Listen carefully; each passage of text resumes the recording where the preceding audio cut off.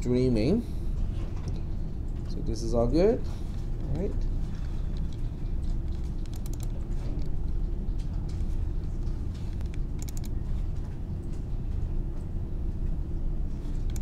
Okay, so we'll sign in. Okay, so are there any specific questions about this homework assignment? Any particular concept that you want me to go over? Well, there's so many questions that if I start asking you, you will run out of time. So. No, there's no such thing. Okay, you just chip away the one little piece at a time. Yep, go ahead. The assignment, well, the video that you did for the sorting, which I actually posted a long thing about, which I didn't read. I was trying to figure out how that's going to correlate to the assignment itself.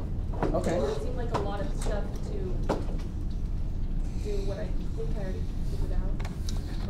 Okay, so it depends on how you want your sorting to be done. It depends on the structure of the code. So the idea is we want to be able to sort by one of the, well, at least a few of the fields we want to sort by, to be able to sort by. So let me bring it up first, and then we'll talk about it. Let's see. Oh, I know exactly how to do this. All right. So this is the blog display assignment. And according to a few people, the website has been up and down. Yes. Okay, so I will kind of check with Carol to see whether she knows anything about this. For I know last weekend, Uh-huh. it seemed like the entire website for American River, including the server, was down. It felt like for almost 2 days. So when I was trying to log in, I couldn't get anywhere, but I could get everywhere else on there. Were you able to even connect to the Canvas? Okay, so you could not even connect at all. I could not even get a Canvas to say or to look at anything. Was it over this weekend? It was not this. The weekend before, I think. It was the weekend before. Yeah, the weekend before. I think it was at least a few hours. I know it's not exactly the entire weekend because I was using it. I think at the times I was trying, it was having a problem. Yeah, I think at least a few hours, and guess what? The district office did not say a single word about it. There was normally they send out some kind of notice later in Yep. email, but yeah. No, not this time. They did not say a single word about it. So yes, so noted. I know the resources on lostreals.edu were inaccessible for at least a few hours. I think it was only a few hours because I was trying to use it in the afternoon and it was not accessible on the Sunday.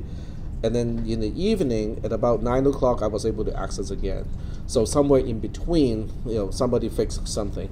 Yeah, it was just frustrating because I don't have many hours in the week to do homework, and that was exactly right. I know, and that's why I was kind of upset that they did not say anything about it, because a lot of our students, especially with online and hybrid classes, need the weekend to work on homework, and that's the worst time to have it to go down. Yep. Okay. Okay, so with this particular homework assignment, let's go ahead and read what we have to do first, and then we'll go ahead and figure out what we need to know in order to get it done. Okay. So the first part is show table. That's not something that you have to turn in, well, except for this part. Create a sortable display of the main content table in your database. Okay. So creating the display itself is not going to be difficult because you just use a table, and then you can use MySQL query, and then you use is it called fetch row, MySQL fetch row. So that's that's how you get one row at a time, which returns an array, and then you look at each item of the array, and then you just give print the TD elements for each item in the array. Then you have one row. And then you go back to the next row, as long as you use a while loop to repetitively get a row. That's basically what you need to do. Okay, so I'll still give you that piece though. So let me go. This is one of my concerns, that Yeah. the solution is already provided, and I'm just copying it. But what did I learn? But I'm not giving you the solution. No, it's in the notes. It's in the notes. It's in the notes? I had to do a lot more. I had to do a lot more than what the notes said to be able to make it No, work. just to get the table out Yeah. and print it on your screen, it's in the notes. And once you copy the code, you didn't learn anything, you just, oh yeah, it worked, great. I actually found that very useful because I could correlate what I input to what showed up. And that Okay. made sense to me. Well, So different. No, it made doodling for perfect sense to me 22 because hours, it you know. worked. Well, different people learn differently. That much But I the know thing for sure. is, what I'm thinking is like, this class is going fairly fast and we're learning new concepts every week. And then it's not being reinforced. So this week it is this, and next week it is that. And then at the end of the quarter, what did I learn? Nothing. Yep. Well, okay. So did you? I hope you guys got my last message, the last quote-unquote announcement. Okay. So there's a class called cisw410, which is the introduction to programming class, and it only talks about pseudocode and concepts, like what is a loop, what is a conditional statement, what are variables, what is an array, how do you examine items in an array, and so on and so forth. So this class typically is the first class in our computer science transfer degree, okay? But it's also the prerequisite of all of our other programming classes. So if you think about this class as just talking about the concepts, the next class, which is cisw360, talks about language-dependent concepts like C and C++. So the next class, so this is 3 units, this is 4 units, okay? And as you might have noticed, I'm hopefully that you did notice by now, we are also using a database, right? None of these classes talk about databases. So that is kind of cisp350. Now they do go into a little bit more than what we need in this class, but I would still say that there's a portion of 350 that we have to go over in this particular class, okay? Let's say it's 0.5 unit of that class that we actually need in this class. So we are still adding up to about 8 units. And how many units is this class again? 4 units. So how do you fit the content of 8 units into 4? It's difficult, okay? So to say the least, it is going to be difficult.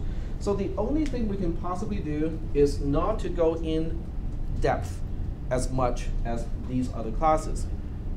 So we'll talk about the concept, we'll talk about how to apply, and we'll talk about how to find more information in case you have an application that needs the other stuff.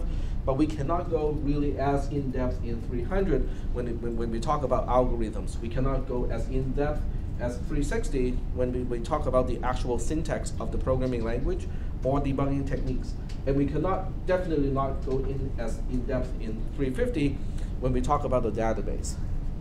So that's kind of my approach right now. It's kind of more exposure but less in-depth understanding or studying of the underlying concepts.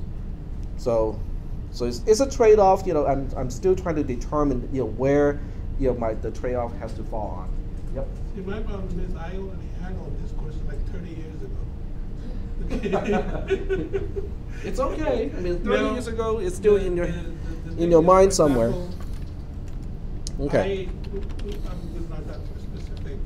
But there's one of these assignments, actually, for all of these assignments, I created an include file for sign-on. Okay, and then I assume that the link is going to be global. So if I call a function now, the link will be there, so I just say $link. But what I realize is I need to pass link to my function. Otherwise, at least maybe I was doing something wrong. It said, I don't know what link is. So those kind of things we need to understand before we go any further. What kind of? Oh, you mean the link itself? Link itself. Yeah, it's basically because the other way is called object-oriented programming. Okay, so let's go back to the database first. Okay, so I'm going to start from using the database using the client, the database client. MariaDB, the prompt that we see here, or when you run MySQL, MySQL, that program is called a database client program. Okay, the job of a client program is to connect to the server, which may or may not be on the same machine. In this case, it is. Okay, but it doesn't have to be on the same machine. In other words, MySQL is kind of like SSH or PuTTY. Okay, it allows you to connect one computer to another computer to use the surface of the other computer. Okay, so when you get here, you can enter SQL commands, and this is something that I highly recommend everybody to use. First, before you formulate your query in PHP, definitely check that it works first. Okay. Now you can see that my block table doesn't have the same entry as yours, and that is for a very specific reason. Because if you look into the sorting order, content ID is 1, 2, 3, 4, right? But when you look at the title, they are not ordered the same as the content ID. So at least I can tell whether the ordering code is working or not. If you use the example in the notes, in the homework assignment itself, they are all sorted in exactly the same way. So you can never tell, is it sorting correctly using this field? I don't know, because they would look exactly the same. So this is why, in this case, they're all different. Author, same way. So if I sort by order, then we would have Deanna Troy being the first. Okay. If I sort by created date, okay, I didn't bother to change that one, but you can change that. So this is my table. So once I confirm that I have a table like this, then I can go into a script and just to get each row one by one. Okay. So I'm going to show you the code to do it, and as you said, the half solution is already online, but I just want to show you how to do it step by step. All the important steps. And I'm going to cheat a little bit because I got it pre-done already, and I think I shared this one with you guys already. Yeah. But it doesn't really do a whole lot. Okay.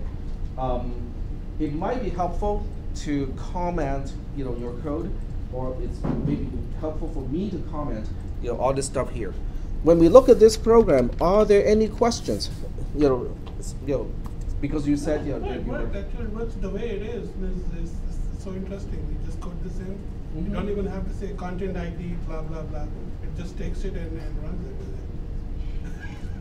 with it. But it doesn't have the sorting part. Well, yeah, so you need to know SQL with it. Yep. Order by. Right. Like I said, I had this thing a long time ago, so I can have these things. That's not a problem. Right. The problem is, am I doing it the right way? Okay. So there's no right or wrong way. The question is, does it work? Right. Okay, see, it's like, let me give you an example. Many years ago, I had a C class. And I showed it to a coworker when you see.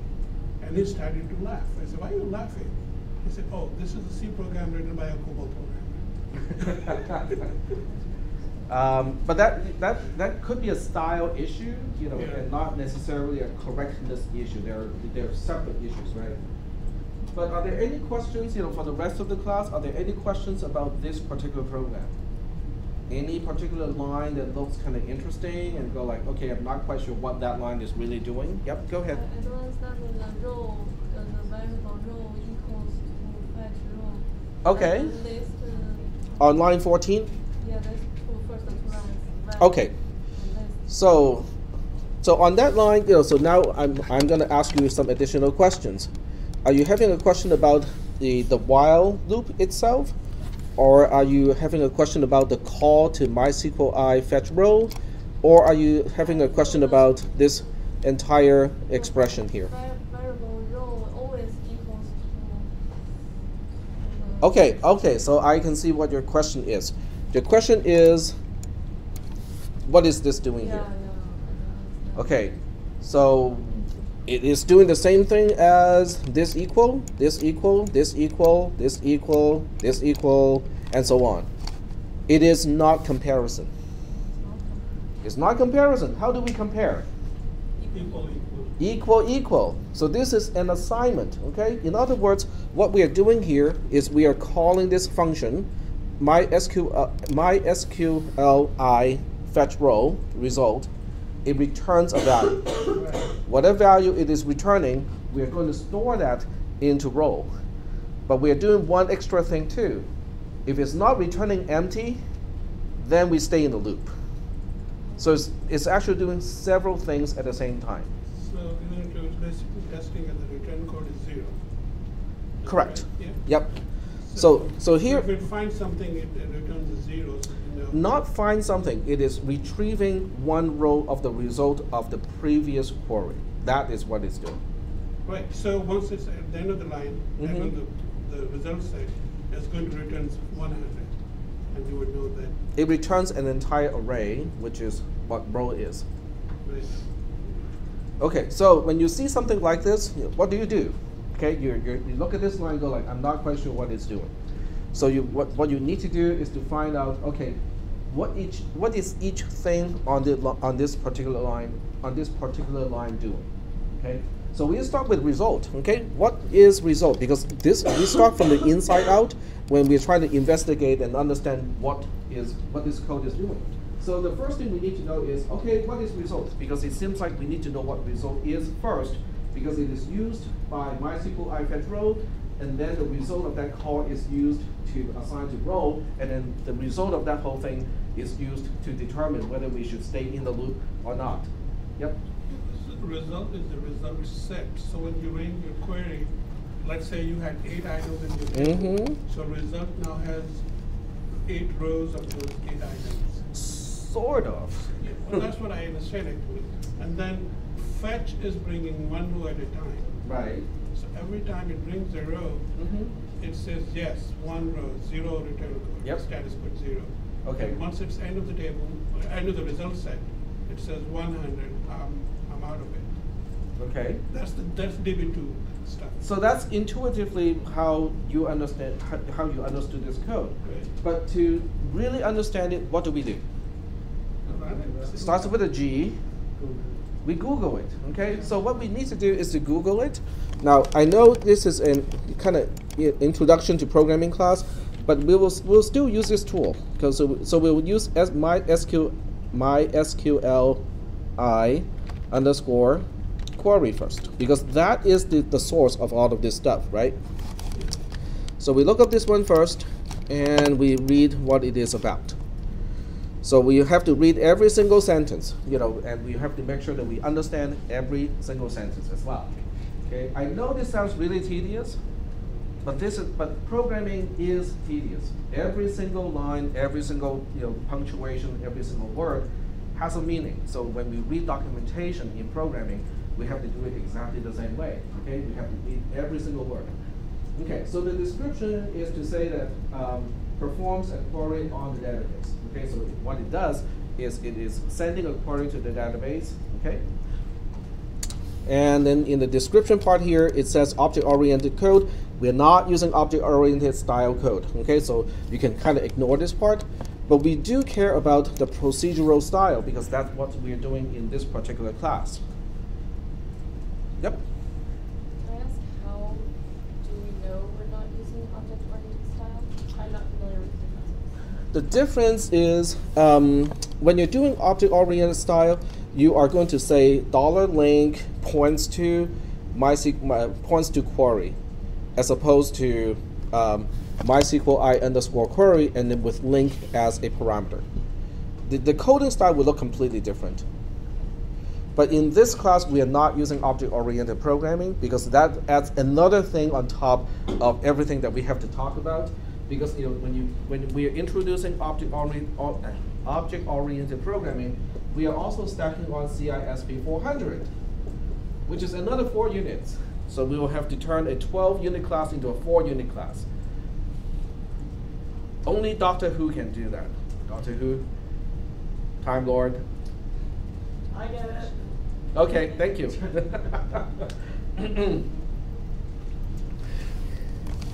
All right, so what about the rest? Okay, performs a query against the database. Okay, sounds good.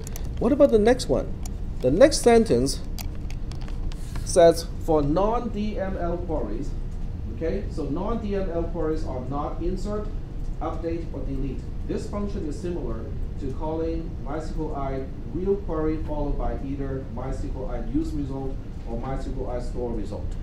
So that is kind of mysterious at this point, right? Because a select is not a DML, it is non-DML.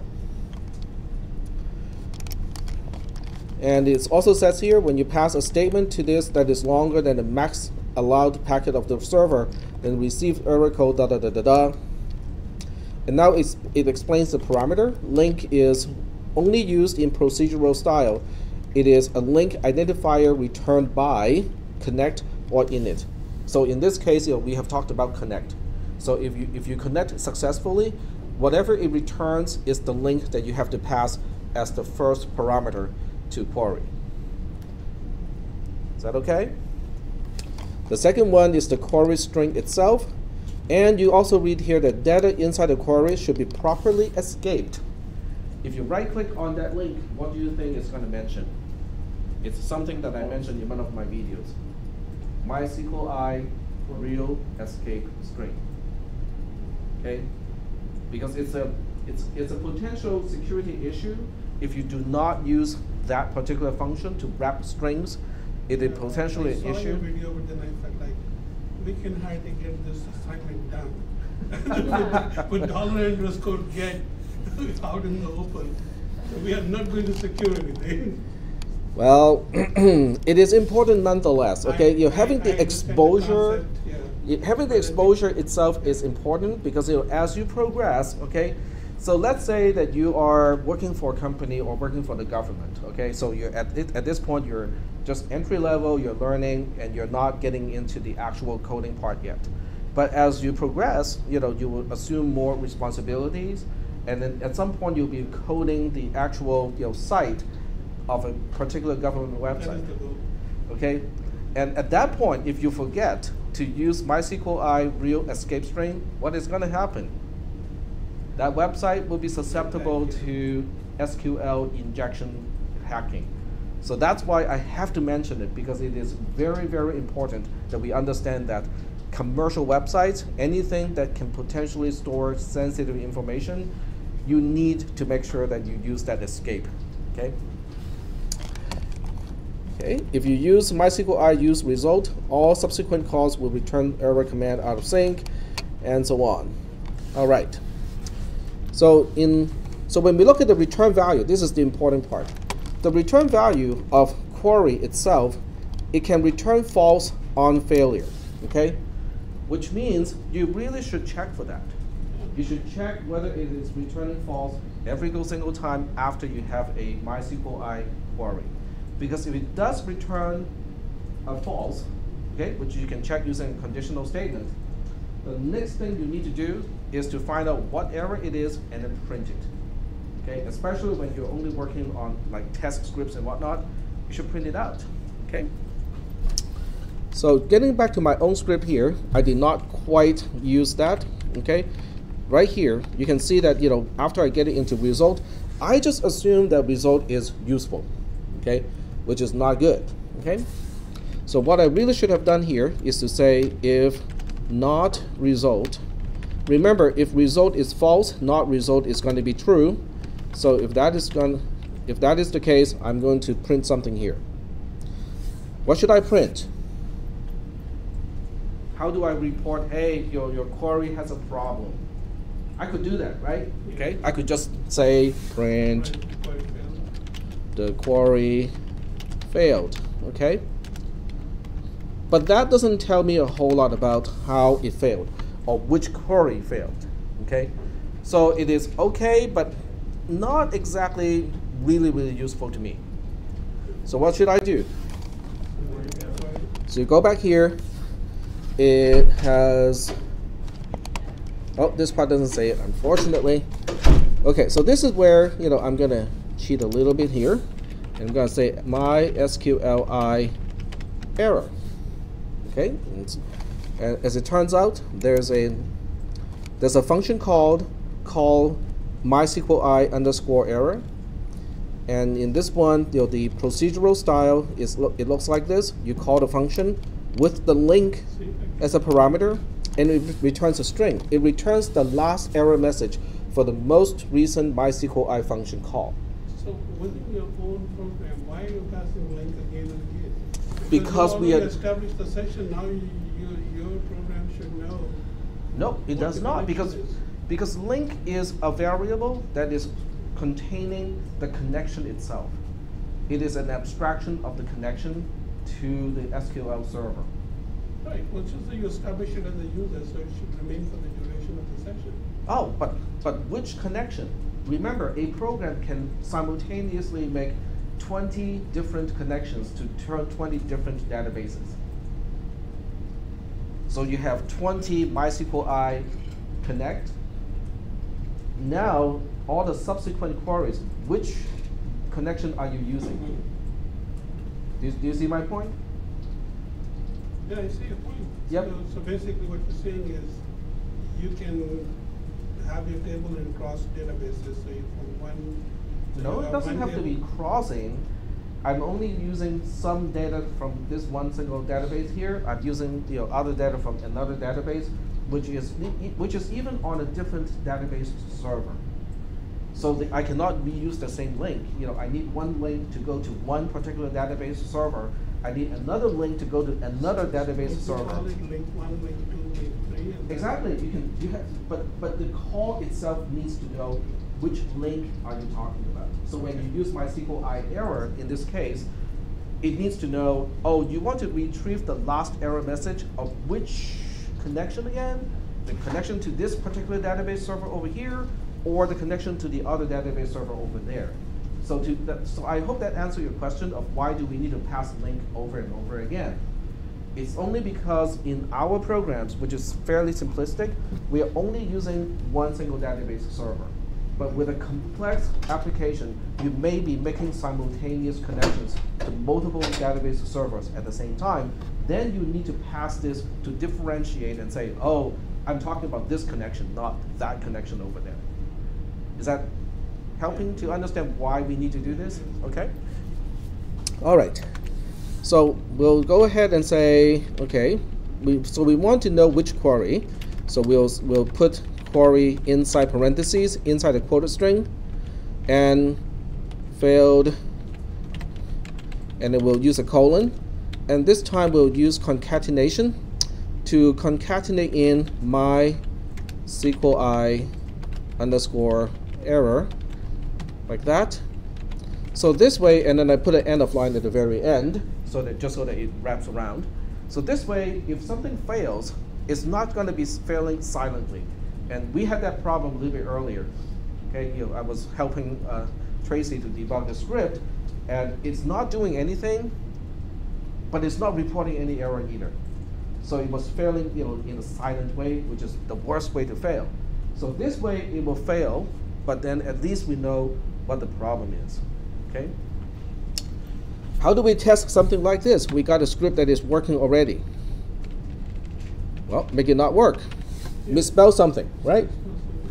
So we intentionally misspell something, and then we use a PHP to run this script by itself, and it failed. Let me pull this up a little bit because people in the back may have difficulty reading it. There we go. So we can see there's a PHP warning. MySQLi error expects exactly one parameter. Oh, I didn't give it any. My bad. Since I was just talking about putting a link parameter inside all of these calls, I forgot to do that. My bad. Let's do it one more time. There we go. So it still complains about fetch row expects one parameter to be MySQLi result, boolean blah blah blah, but that's after the fact. Did it complain anything about the query itself? It says right here, the query in parentheses. Now this is really useful because it tells me which query are we talking about. I have a misspell here. Main content is missing an E. I intentionally got rid of the E. It failed. How did it fail? Table, blah, blah, blah, blah, blah, blah, doesn't exist. But that's a lot more helpful than not having any rows. And the problem that we were having a little bit earlier, when I was helping another student to debug the script, was we were missing an underscore of current date. And the script was failing silently. And we didn't know exactly what was going on. But if we were to use this approach, it would have printed out and go like, oh, this thing doesn't exist, or this is not a valid function, or something along that line. Then will give you a clue of, oh, I need to fix the query itself because the query itself is having a problem. So is this working out okay so far? Yep. Does it matter where you put that error check that you just showed us? You have to do it right after the query because it only reports the last error. Okay. So the best way to do it is to, okay, let me put it. Find your topmost query and put it. Yeah, or you can make a function out of it. So you can also make a function out of it so that you can do both at the same time. Now in this case, I really should use an else in this case because I don't want to even bother to print the table if the query has failed. So are there any questions about the code at this point?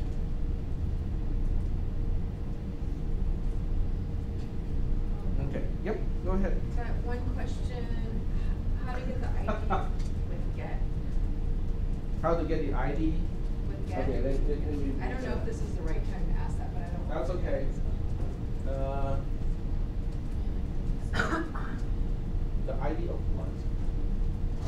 Well, that's why he has to be here. You were there as much as I was there when he asked. And you were there when I told him that he really should be in class because that's the only way to interactively ask questions. So I'll keep this in mind. There was a question from another student, but the student said, I'm really tired today, I need to go home. And I kept saying, but if you go home, I cannot answer your question interactively in class. And he said, okay, I'll write it down. And this is all he wrote down is how to get the ID with $_get close and open and close bracket. So now the question is, what ID are you talking about? It is in one of the exercises because I had the same question when I did the exercise. Okay, but getting back to this program, are there any questions about this program at this point? No questions? So if I fix the error, which is main content with a E, that should make it work. There you go. Now it works. So are we doing okay so far with this particular program? Are there any questions about this line here? Because there was an earlier question on line 20. So did I answer that question sufficiently of what line 20 does? So if the end of the pyramid is null record on the database, it returns 0 so that can finish the loop. Right. So step 1 is to call MySQL fetch row.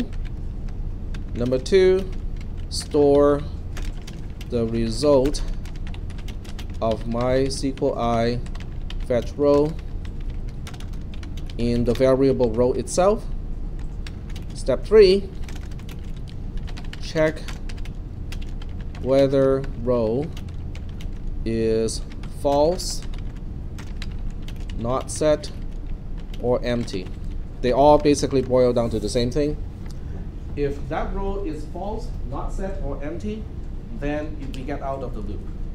If it is not any one of these items, we stay in the loop because we just got an array into $row, then we will use $row to print out the actual content of that particular row. Is that okay so far? But does it explain, all the things that are really happening on line 20? Okay. See, these are the things that we talk about in cisw 360 because this is a feature borrowed from C that you can perform an assignment statement as a condition. It is awfully confusing, but it's also very handy at the same time. Is that okay? So we're done. We're okay with this code? All right.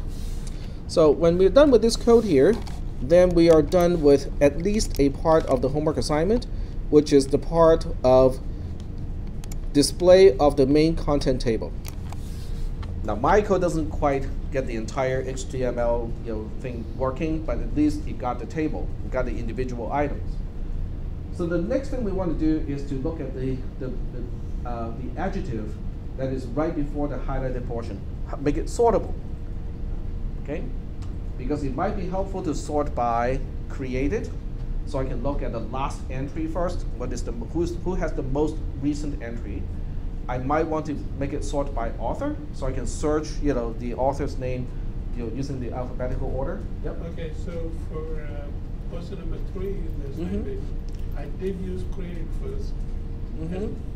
You did use what? I used the created as the most recent one. Uh-huh. And then I realized that most recent one is the highest content ID field. Because, see, the most recent one from the created, you have the same date, because Right. you're not using a timestamp, you're using the date as your sort order. So it may or may not bring the most recent one on the top if you do the descending order. But if you do with the content ID, then you get what you're looking for. Correct. Okay, so but I might also want to sort by, title, I want to be able to sort by author, and I also want to be able to sort by either content ID or current date, or it's created. Yeah. Okay, so how do we make that work? It's very simple actually. So we use MySQL, okay? So we say MySQL, because I want to test it first using the client program before I actually use it. I forgot to enter my database name, but that's okay. Okay, because after you get into the client, you can make a connection right now. So I connect to my own name, and oops, wrong thing, sorry. Yep. Can you do me a favor? Yep. Try and refresh the book of sales page. Oh. Yeah, it's not. It's failing again. Well, I'm not gonna. I need this one. Yeah. So I'm gonna go somewhere else. I'll go somewhere else. Try it somewhere else. Yep. Okay. Yep. That's all I needed to see. I will inquire, because Carol was actually talking to me about this over the summer, because she wanted to get out of her old hosting company and go with a different hosting company. So at the time, I told her, well, I'll figure out how to do it on AWS, and then and I'll let you know how to do it. But she decided not to go for AWS, Amazon Web Service, which is where arccis.net is located. So I'm not really sure, where it is hosted at this point. Oh, it loaded. Yay. It just took a long time. I've been finding that part of a load, and it'll click on a node, you'll try to go to a different node, and then that will hang and time out. I mean, it's been real rocky. I started, if I can get to it, I've started copying and pasting it into Google Docs, because there's no chance that, there might be a chance I can't find it again. That's a good way to make it's a backup plan, right? In case you lose connection, at least you can get to it. So, but getting back to the database thing first, and then I'll propose a solution to that potential problem with the website. But getting back to this one, if I don't specify order by, it will just use the key to sort everything. So to test it with ordering, we say order by, and then you tell it what field you want to order by. So we can say order by author. So now you can see how Deanna Troy is the first item, because D is the smallest of all the other names, and then we have Lieutenant Data, Mr. Worf, and number 1. Is that okay? But how do we go in the opposite order? Reverse it. Now that part is not requested by the homework assignment. The assignment only said sortable. It did not say it has to go in both directions, right? Yep. It says the most recent entry should be the default starting content on the page. Oh, that means reverse order, right?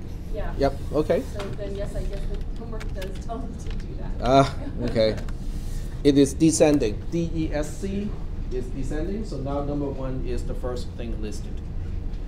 It's appending this word to specify descending. If you do not specify descending, it is automatically, by default, ascending. Is that okay? Yeah. So that means, what we really need is a way to, some place where you can click. And then when you click a link, it will pass a get variable to the script itself, so that the script knows, oh, you want to sort by blah, blah, blah. Is that okay? So how do we do that part? That was in Hmm? your video. My video shows a really kind of convoluted but difficult way to do it. That's the basic concept, though. The basic concept is there, but if you want to make it as simple as possible, this may be something that you can consider. Okay, so we'll just say this is sort.php, and we'll say php end tag, and we'll just say if is set. Okay, it's always a good idea to check is set first when you use a get or post variable, because it's possible that somebody is just triggering the loading of that page from not the script itself. So none of the get variables nor the post variables will be present. So it's always good to check first. So in this case, I'm going to check sort field. I'm just giving a name here. And to be consistent with my own teaching from all the previous classes, I'm going to use str sort field here. And also remember to define it first, right? Sort field equals to sort field, like that. Okay. And whenever I have a conditional statement, I always make both branches. If I end up only needing one, I can leave the other one empty. There's nothing wrong with leaving a branch. Or I can just say, sort field itself. If it is specified, then we just use whatever is specified here. Now this is kind of dangerous, so I'm not. Okay, let's not do this because this is really dangerous. So we'll do it this way instead. Okay, sort field ID is get string sort field. And then we say if sort field ID is 1, we do one thing, else if sort field ID is 2, do something else if sort field ID equals 3, we do yet something else. And this is where we actually set the name of the field that we're going to use for sorting purposes. This is another place where I would use this approach, like author is just author. So this way I'm not susceptible to making typo mistakes anymore. Because I think like you did an example like 10, 20, 30, so Yep. But this one doesn't have ascending versus descending, so it's really just that's the second part. Yep. So here we'll say sort field is string author. So we'll use one to represent author, and then we use another one for title. That. Does everybody understand why I'm doing it this way? Using the string variables. We talked about it before. Yeah, we talked about it before. But I just want to make sure it sinks in with all of you. Is that okay? Yeah, it's perfectly fine. Sort I of, haven't no? done it yet, but yeah. Okay. Not understanding. Yes. Okay, I'll demonstrate. Sort field equals str. What is the other one? Created. Okay, so I want to use created here. And so we have string created, which is just created itself. Okay. So getting back to explain why I do it this way instead of using the quoted strings everywhere, okay? If I use the quoted strings everywhere and there's one place that I have a little typo mistake, it won't catch it. It will just be it will just be formatting the query incorrectly, trying to get a wrong get variable and stuff like that, but it's not going to let me know. It's not going to generate an error. But if I do it this way and I have a typo, okay, first of all, if I have a typo in the actual quoted string, it'll be consistently wrong. It's not going to be wrong at one place, but it's going to be right in another place. It will be consistently wrong, which forces the entire program not to work, which is good, because then I know, okay, something is not right. Let's go find out what's wrong with it and change it. And there's only one place to fix. I don't have to worry about, did I spell this wrong? 20 times in this entire program, Okay, but when I refer to the variable names, I can make a typo here as well, right? Instead of author with an A, I can type double A author. Okay, so let's run this code and see what happens. Oh, okay, I guess that's not the error that I'm trying to fix. On line 20, oh, here we go. Oops, no. There we go. It didn't give me an error. It should have given me an error because... Did you accidentally do it right? No, because it never got to that line. So to test it, I have to actually give it a sort field. Okay, so we'll say php-cgi. And then we specify sort field equals to 1. Now it complains about undefined variable because I had a typo. In other words, we want to make it so that PHP itself can help us spot typo mistakes like that. If I were to use the code strings and I had a typo, it would not be able to identify it. And it would just kind of fail silently. And by the time you realize something is wrong, it's long past the point where the typo mistake really is. Whereas in this case, it tells me exactly what line I have a problem with. It just says right here, the problem is on line 12. Okay. Now, what if you're not using a program that shows you these lines, and then every time you click down, I'm using even in PuTTY, I don't see the line number. So I have to kind of count or guess. I don't see the line number. And then it's giving me errors of this line has this problem. It should. I don't know if there's a setting that I'm missing. To use Notepad++ for your editors, so at least you know whether. I don't. Okay, are you talking about the reported line number where the error is, or are you talking about line numbers in the code itself? So I'm saying it'll give me the error, and then it'll tell me you're in line, say 35, you've got this problem. Yeah. If I go to the program that I'm using, there's no line. Okay, so you're right. So you're talking about the editor itself does the not editor. show you the line number. Yeah.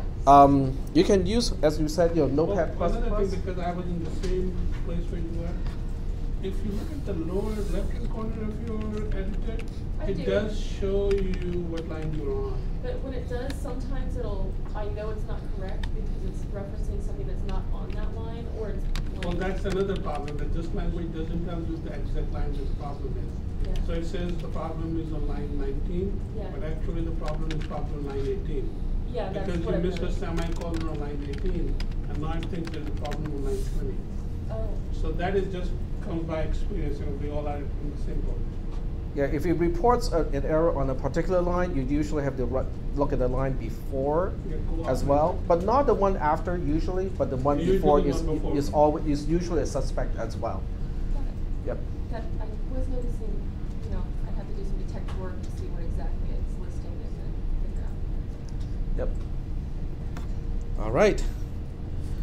So now that I got the program all fixed up, I also put a default here. In other words, if nobody tells me how I should be sorting the table, I'm just going to say, oh, the default is created. Okay. Because this else is corresponding to this particular if here, which means if is set is returning false, which means the get variable does not exist, which also means somebody got here, but not by clicking a link that has that particular get variable set. Then I would just make a default. I'm just like, okay, since you did not tell me how to sort, I'm just going to say, okay, use created to sort. Is that okay? So this particular program doesn't do a whole lot. Okay, I'm just use one single print here, and we say print use sort field to sort the table. Like so, just so that we have some output out of this whole thing. So if I just give it nothing, if I were to run this script by itself without giving it any get variable, it's going to say use created, okay, which is the default. On the other hand, if I do tell it to sort sort by 1, then it would use author. If it's 2, it uses title. If it's 3, it uses created. Is that okay? Do you guys know how to integrate this logic into your script so that you have a sortable display of main content? Why do I choose the order by in the PHP code? Because if you go and you look at the SQL commands online, if you Google them, it's what? Select asterisk from, and then it would be main content order by. Didn't you make a drop down table? Wouldn't that be easier?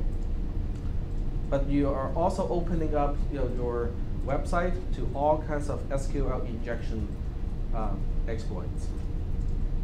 Okay, I think I know what you're talking about. So let me make a backup of this program first. So I'll do a cp, what's the name of this program? Sort.php, and I'll copy it to insecure sort.php, and then we'll vi insecure php insecure sort.php.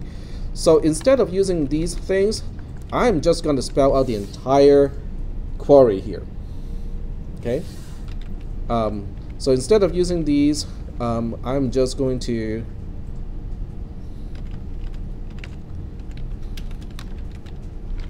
well, if you do that, then you definitely need one of those classes. Because that's the basic programming principle. You do one thing in one place only. You okay. do it over and over. Query is just query. Okay. So this time I'm changing my structure of the program a little bit. It will look a lot easier. Okay.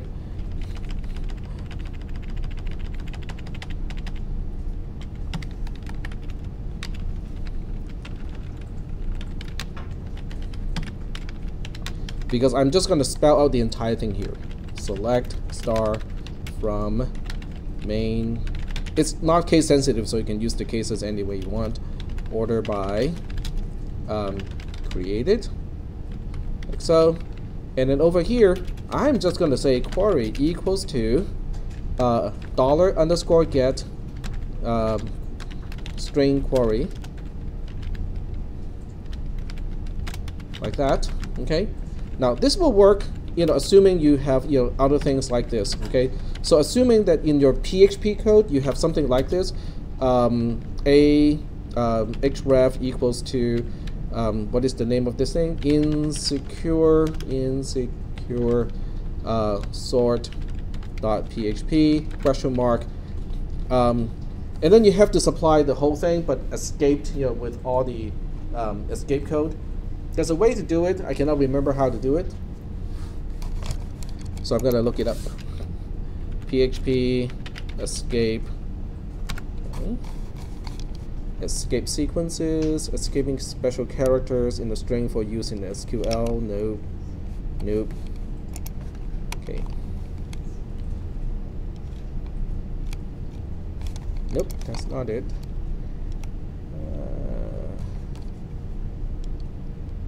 Nope.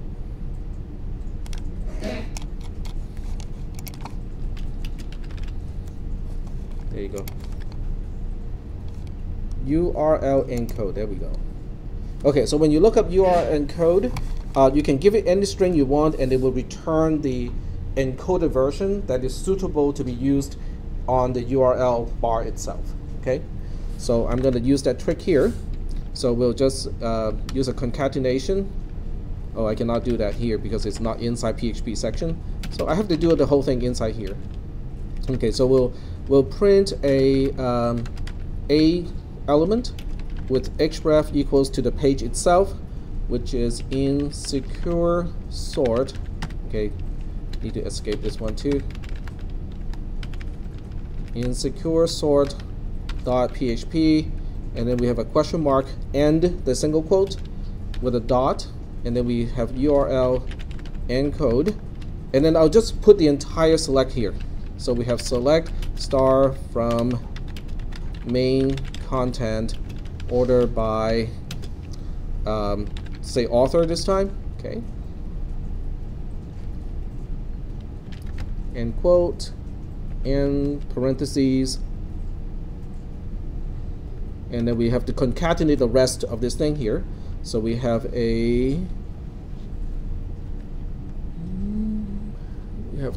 another backtick quote to end the href, a close bracket, and then we say sort by author.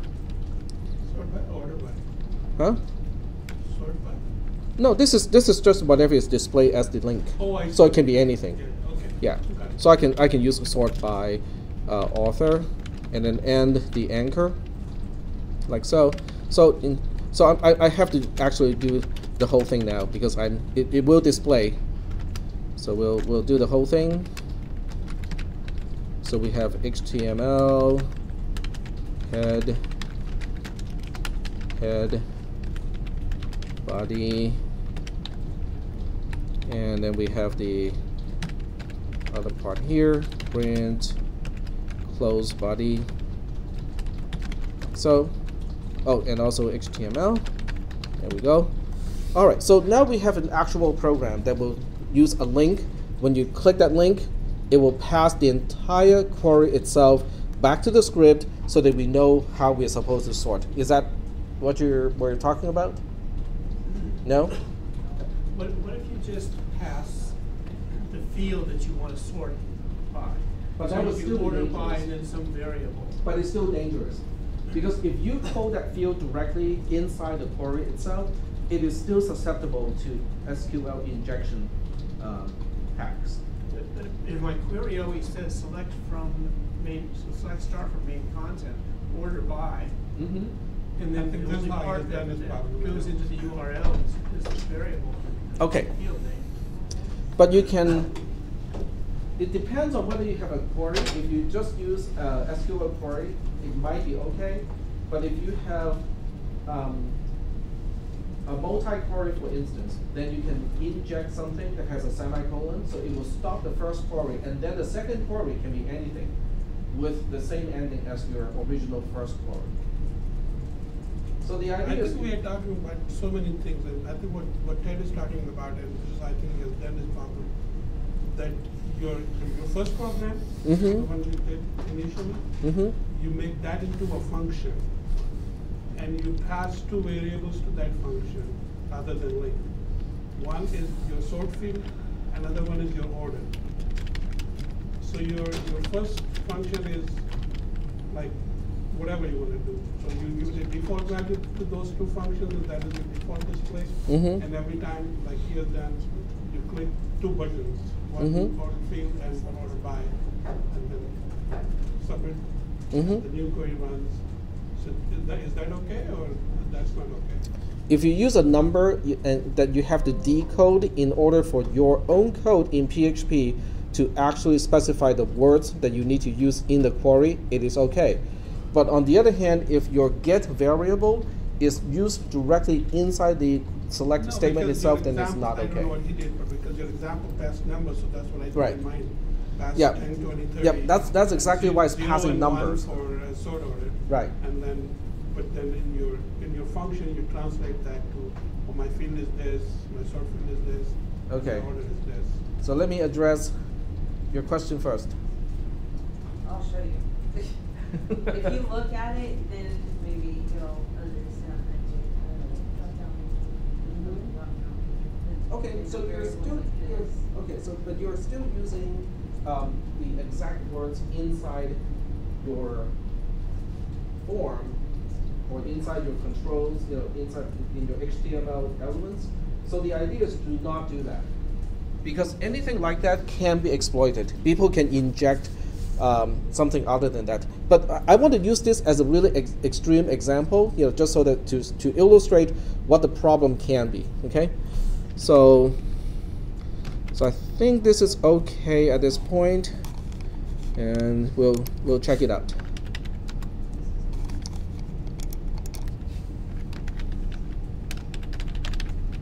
And this is cisw410 insecure sort.php. Okay, and it's not okay. It is okay. So when you look at this link here, when I click it, You can see how the URL on the top bar here, it's really hard for you guys to see because the text is a little bit small. It says, select plus star plus from blah, blah, blah, blah, blah. Do you see that part? But if I directly use this and pass it along to the query, then a hacker can look at this URL and go like, oh, okay, I'm going to change it. I will change this to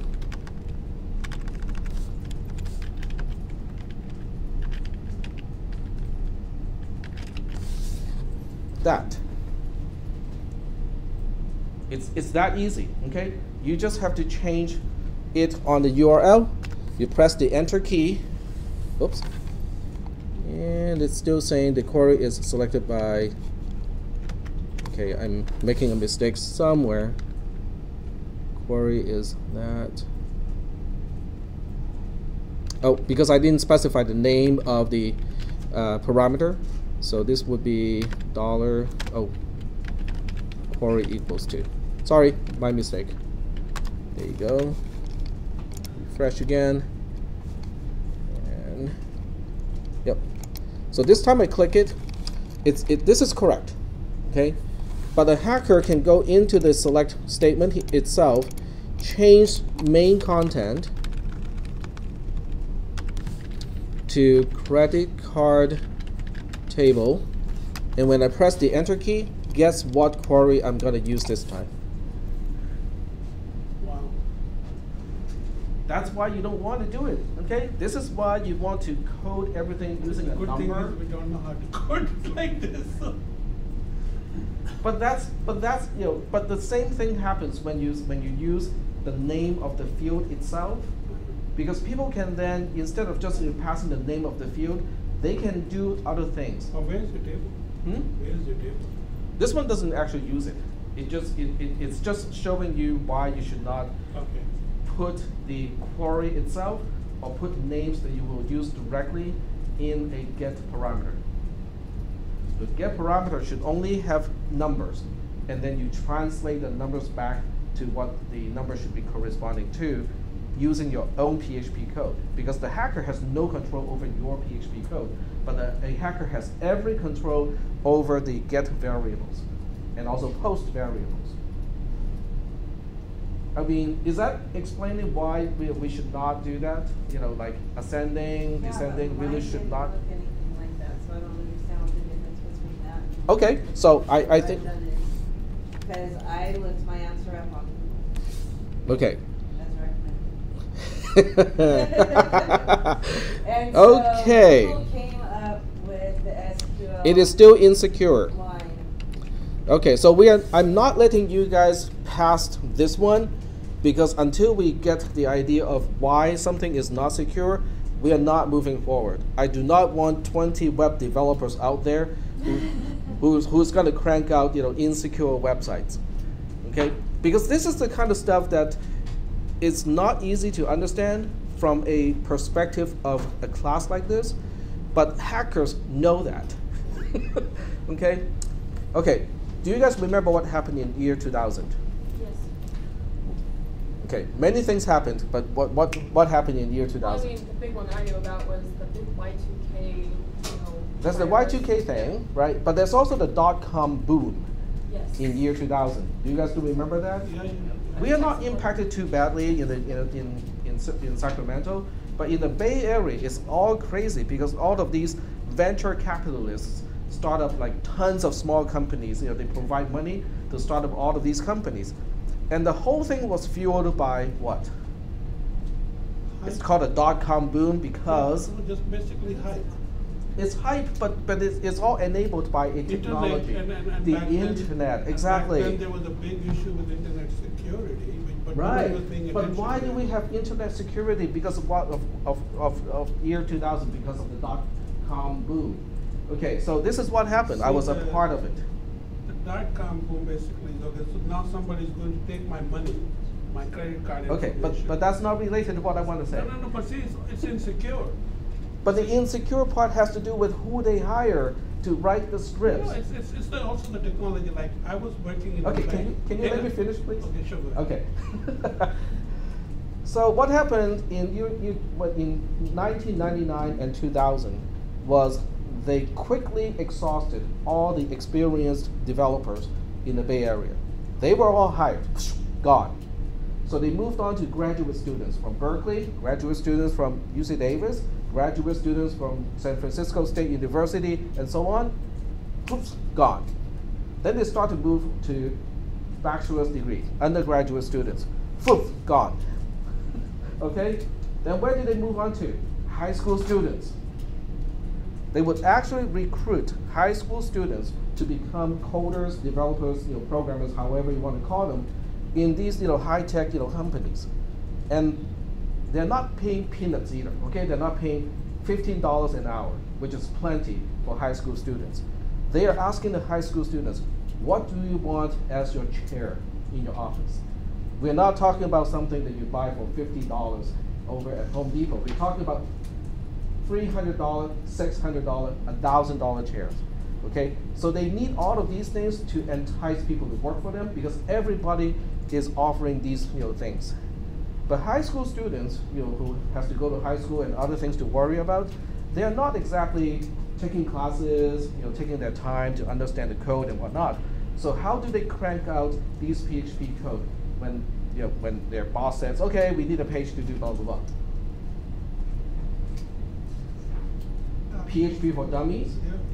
Learn PHP in 24 hours, and then what do? They get the CD-ROM that goes with the book, right?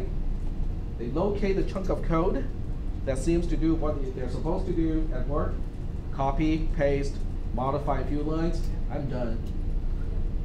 Okay? And hackers understand that part too. So the hackers end up reading the same books, they look at all the code, they found all the security holes within the scripts inside the textbooks. And then they just go like, okay, we'll just try it, okay? Doesn't cost me anything to try to modify the get parameters and stuff like that. And sure enough, a lot of scripts did not account for the attempts to hack. So they all forgot to use the MySQL real escape string. And then you have all of these SQL injection problems happening. The security had nothing to do with the server operating system itself, had nothing to do with MySQL itself, had nothing to do with Apache itself. It had to do with the scripts in PHP. So that's why I want to mention this, because we need to understand the impact of that sort of thing. Okay? So getting back to you, okay? Because I know how your code is writing, so we'll go ahead and replicate that one too. So this time we're saying, okay, let's not do the entire query, and instead we'll just use one single thing.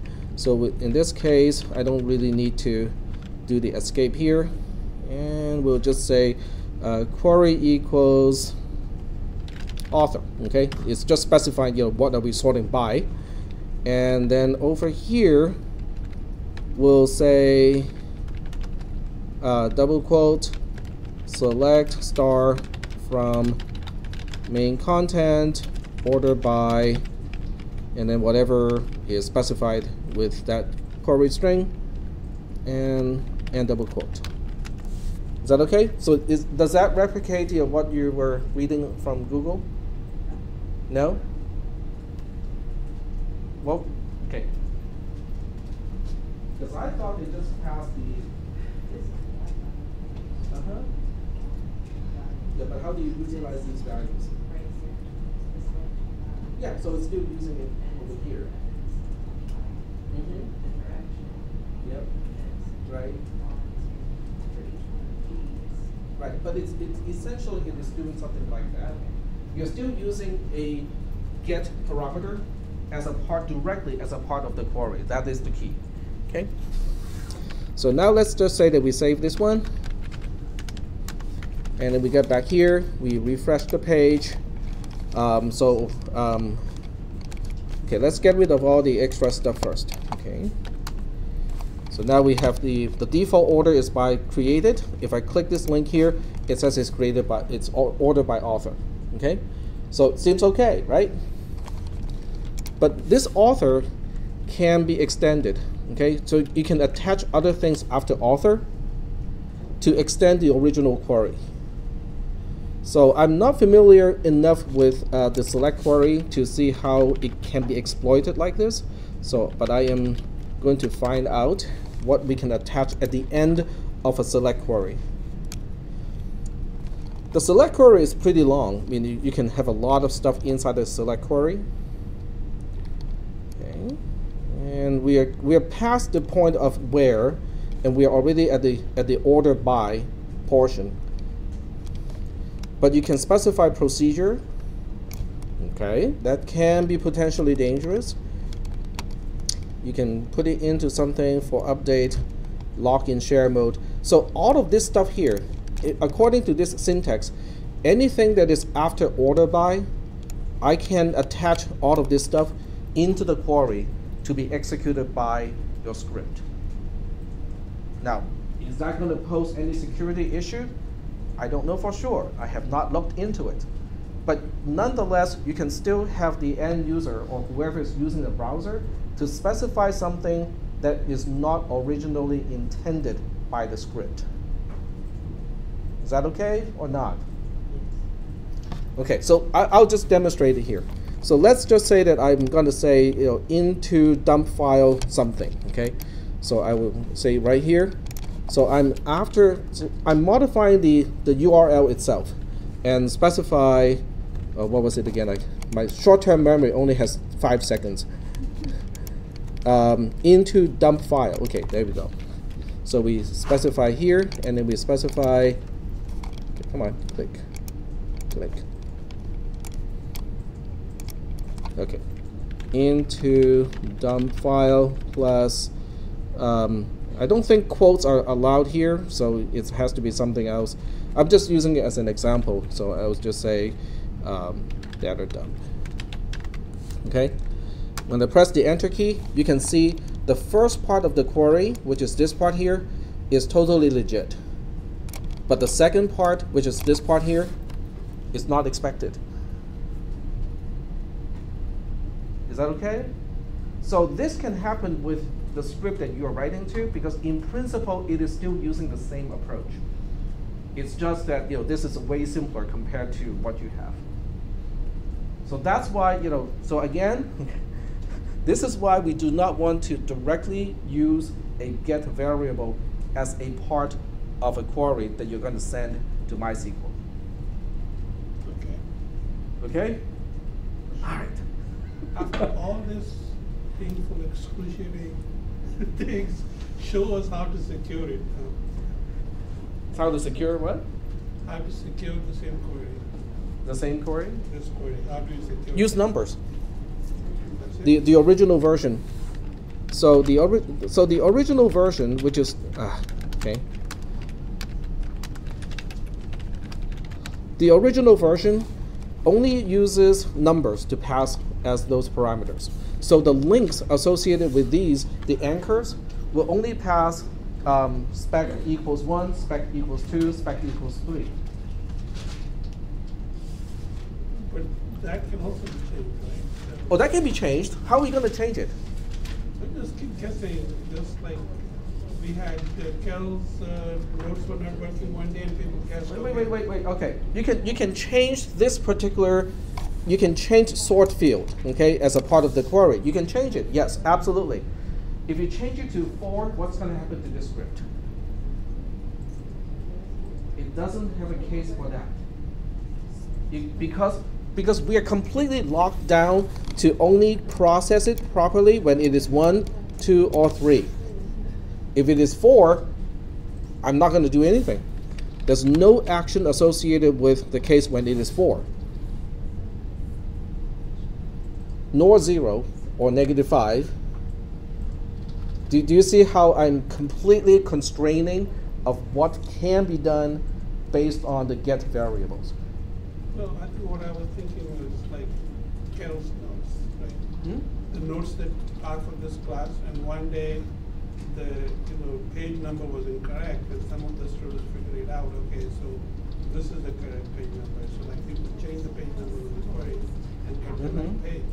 Yep. So let's say if it's a book where you don't want people to access certain chapters, Yep. but your book has all these page numbers. Yes. And a hacker can say, okay, so let me keep me trying, higher page, Yes. and you will get it even from the number. Yep. Well, if the script is correctly written, it can still lock you out. Okay. So once again, I understand this is not a advanced PHP scripting class. With it, this is not a security class either. But these things, we need to introduce early on. At least the concept needs to be introduced early on, just so that we don't get into the habit of, oh, okay, we'll just put something into the get parameter, then we can just use the value of the get parameter as a part of the query. That is the source of the problem. Okay, all right. So moving on, are we okay so far with how to specify the sort part? What to sort it by, using which field to sort? Is that part okay? Yep, go ahead. Just did it totally different, and I might want to talk to you to see my way to secure it, because I used Google, and but I used a var sort definition. You what? I used var sort by equals get quote sort by. So when I click my link, there's no query. It just does a sort by. If you look at I'll just take a really quick look at it. okay, because I was trying to figure out. So if I click, if you try to enter anything in there, the whole thing converts. So Okay, can you show me the actual source itself? yeah, Yeah. this is Okay. what I did. And var sort by, and how is that used? So for main content words, sort by. And then, Oh, I can still do it. Does it just seem? Because the other way, I Okay. have no idea how to make this correlate to that. Okay, let So me that show you was how. like minor. Okay, you can. Okay, just to show it can still be hacked. You just have to do this part. The same thing. Okay, plus. Okay. It failed because it was running it as sort by. It's ordered by author, and then it has space blah in the actual form. So I was actually able to inject something into the form. So it didn't protect you. Alright, Yep. so I have to do this whole long thing. No. But you should but you have to understand why that long thing is going to help prevent this from happening. What about the other secure that you showed? Would that help Yeah. prevent it without having to do the other? This one, you can use this one. This one is simplified. Okay. So the idea is the get variables are all numbers. And then in your own PHP code, you link the number to the actual field name or the ordering, your criteria, so that you're using your own code to interpret a number to make the actual select statement. If the number is out of the range, it's not one of the things that you expect, you just throw your hand up and go like, oh, this I do not expect. I'm not going to process it. I'm having a hard time putting the puzzle pieces together, what you're talking about. Okay. And my brain is just not wanting to insert into my code what you're putting there. I have no idea where to put it or how to. You mean this what part? order I'm supposed to put it in. Yeah. Okay, so the first thing you need to do is to make the anchors. So in this case, you have to use the anchors. So the anchors would look like this. A particular anchor will look like a href equals to sort.php, question mark, and I use sort field. So I'm going to use string sort field. I have to do this after this one. Equals 1, quote, and this one sort by author. Okay, and then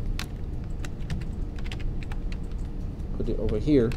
So this is how you create an anchor to trigger sorting by author. When someone click on this link, then it will get one will become sort field, and your script will use sort field and say, is it 1? Yes, it is. Then it will actually do the assignment statement so that we understand that the sort field is in fact by author. Is that? Kind of. So then Kind of? if Okay. I print, so to get the print, so I would need to put those print lines one after another before my if statement, correct? In order for it to correctly. The print is just creating the HTML document. The if statement is processing what you sent it. So the ordering really doesn't have that big of a. I'm just trying to make sure. So okay, so the print statement, I really could put it anywhere inside that PHP. The print statement, the ordering of the print statement, or where you put the print statement, only determines the ordering of how the HTML code itself is created. The rest of the code is doing the processing. So so typically what you would do is you would put these links as a part of the table that you're creating, so that when you. So kind of like I did here, but the PHP would be above it, and then it would be calling the PHP inside the table. So instead of using the name of the field, you're using numbers, and then you process the number. So this has to be done. This part has to be done before you actually use the query itself. So at some point you're going to have something that looks like this, right? Select star from main content, and then this time I would use order by str sort field, right? So the only your only restriction is the conditional statement. All of this stuff here needs to be done before the assignment statement at the bottom, because sort field is determined by the conditional statement. So basically, instead of where I have my bar sort by and that tiny sort, I would be assigning the numbers. Mm-hmm. Okay, I think your question is really valuable because it is reminding me that I really need to emphasize what PHP code is, how it relates to HTML, and how you're doing the access to the database. Okay, so let's focus on that. Okay, the PHP code is executed sequentially, top to bottom. Other than using the control structure like while loops, conditional statements, and whatnot, this is just one program. It executes from the line 1 all the way to the last line. Is that okay? So that's one aspect. The second aspect is, what is the code? What is the HTML code that it is creating? Well, as you execute the PHP code, it is cranking out the HTML code. So it would be generated in the same order as you specify. The HTML code is generated as you execute the program. Then where do we put the SQL query? Right before you need to generate the table. Okay? Okay. So if I were to summarize all the things that needs to happen, then you probably will see a better idea of how those things are related. I think that's my biggest problem when I'm doing homework, is trying to figure out what order to put things in so they work correctly. Okay. And Okay. so I just get Okay. spend a So- lot of time more than I should on it. Okay, so step 1, of this entire script is to determine, am I triggered? Is the execution of this script triggered by a URL that has no get parameter, or does it have get parameters? So that's the first thing you need to determine. Okay, so you need to say determine how the script was triggered. How many ways can the script be triggered? Okay, just by the URL, no get, no post parameters. Is that making any sense? In other words, somebody just typed in the entire URL, press the enter key. Okay, so in that case, you have to make default values. So you have to say, oh, the default field for sorting is going to be content ID or created. So you have to, in this case, you have to handle all the default cases. Okay. Handle default cases. Is that okay? All right. What if it is B? What if it's B is triggered by a link with get and or post parameters? Then you have to figure out, okay, what is this particular link or anchor or a submit button? What does it mean? What does it want me to do? Okay.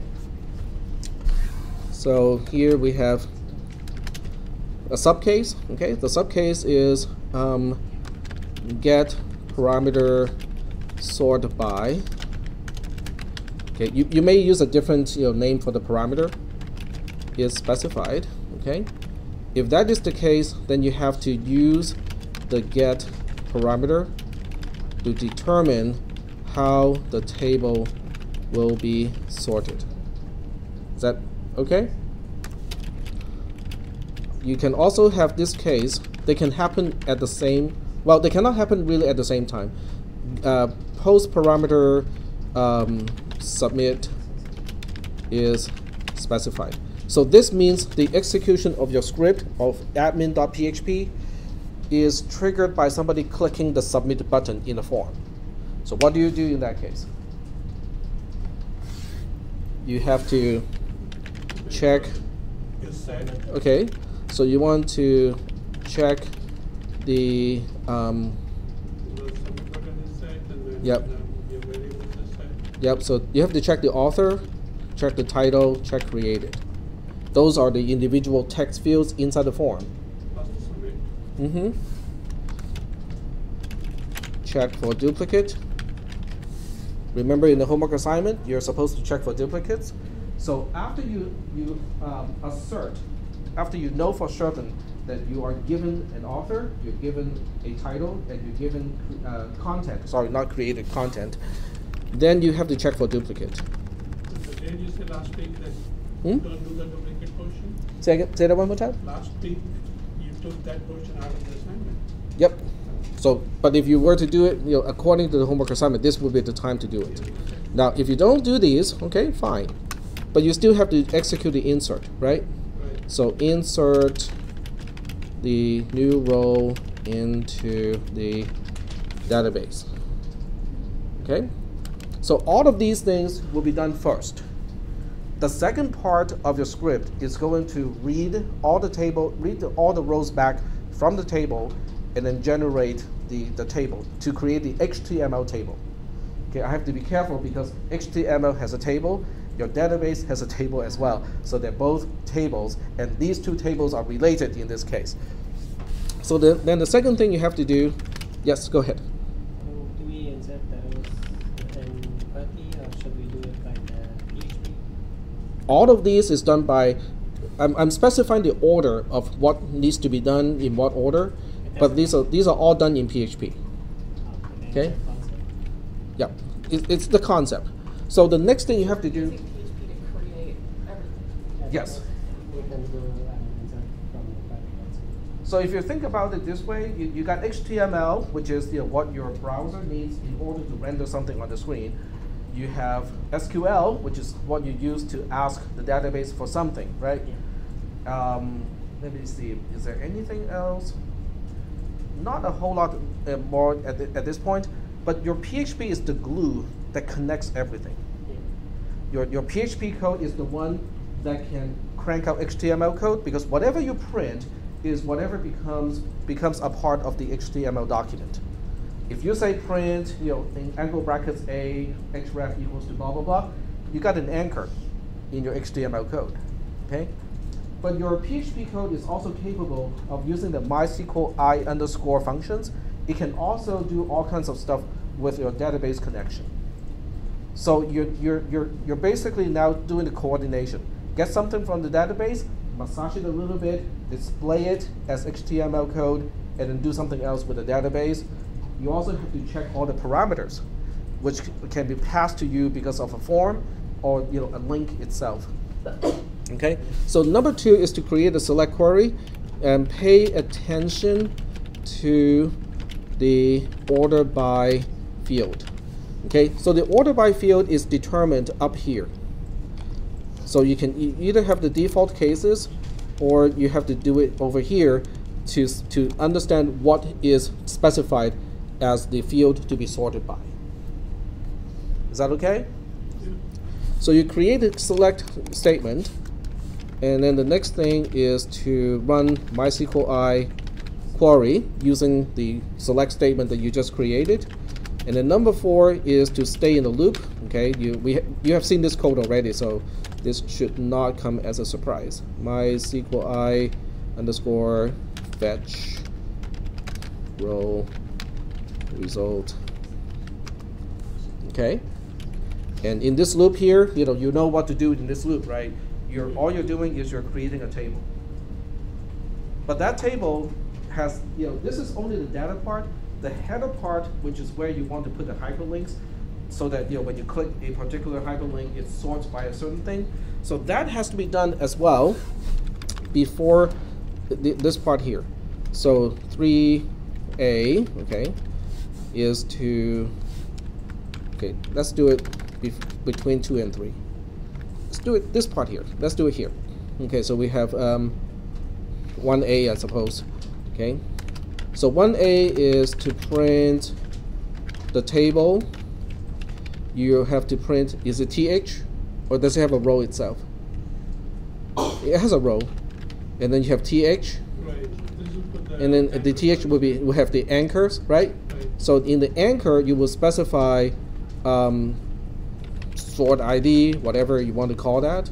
Okay, href equals to sort.php equal question mark sort ID equals to whatever you want. Okay, 1, let's say. Okay, and then you specify the name of that particular field. So let's say the first one you want to list is, I don't know, author. Okay,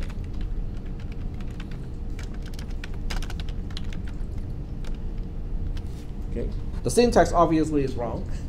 Yeah. But the idea is you want to create all of these header stuff, at this point. So you're gonna have another one for the next one. So we close the anchor, we close the TH, and now it is time to create another TH, table header. Okay, copy and paste. Oops, forgot to copy the open angle bracket. So this one will have an ID of, say, 2, and it's going to be the title, and so on. Yep. I saw one student has done like this. Of course, mine is not like this. And then I thought it would be really cool if you have like an arrow going up and down, and one is for ascending and one for descending. So from the same link, not only you can sort by the. You can use an IMG if you want. Actually, I found the hex value, but then it got very convoluted. So. Oh, do you mean the yeah? There's a hex value. For this homework, you don't have to do that. I know you don't have to, but I was just thinking. For this homework, if you sort, it's great. Okay, if you sort by if I can click on a link and it is going to be sorted by a particular field, it's great. Okay, but is this helping? Yes. To kind of spell out the process of how the PHP script would work in this case. Okay, great. All right.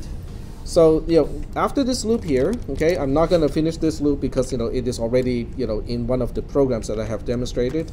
So the next step is to close all the tags, right? We have to close what is left unclosed, table itself. Okay, and that's it.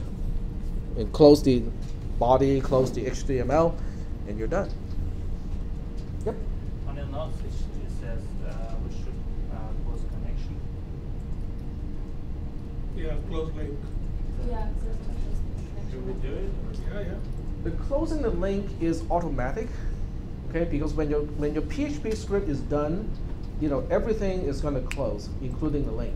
But it is a good habit to close the link manually as well. But once you close the link, obviously you cannot use that link not anymore. The link connection. The PHP connection. to the server. Right, when you close the link, it is just a more secure way because nothing else can now hijack that link, to connect to the database. All right. Thank you. Mm-hmm. So, is this okay? What about the next one? What about the one that the other users would use to view the blogs? The instructions were Iffy? strange to me. Sorry. Okay. So what the instruction is really saying is, okay, I'm going to use my own database for this. Okay, so let me get out of the editor first. Okay.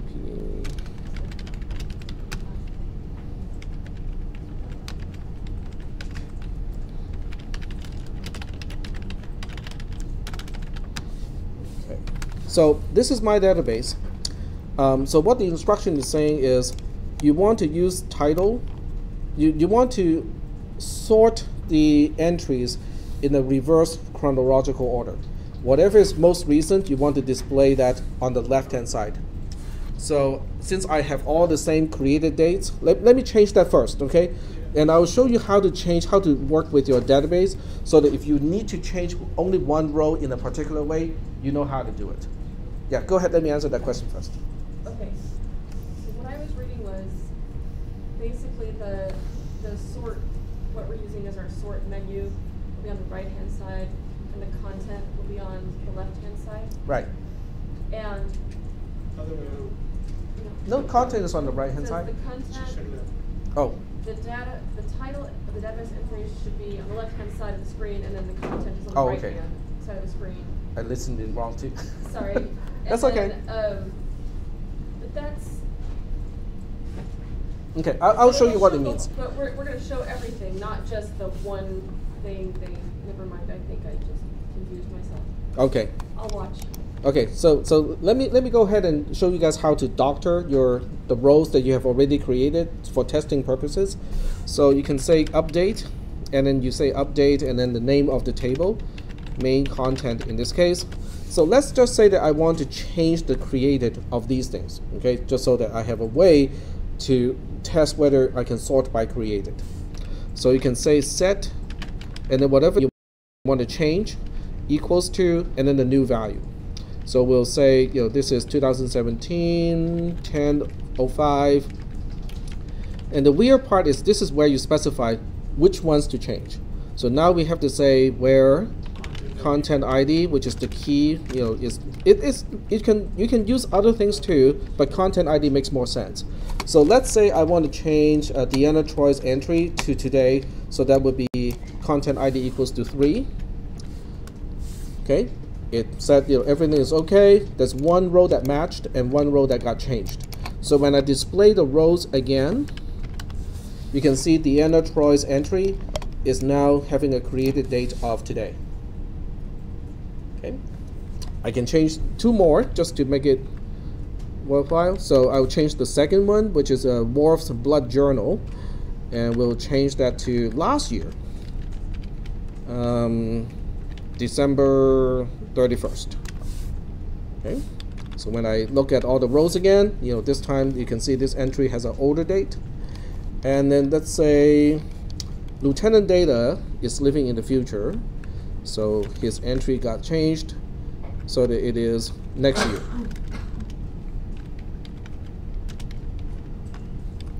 So once again, when I display the content, now they're like that.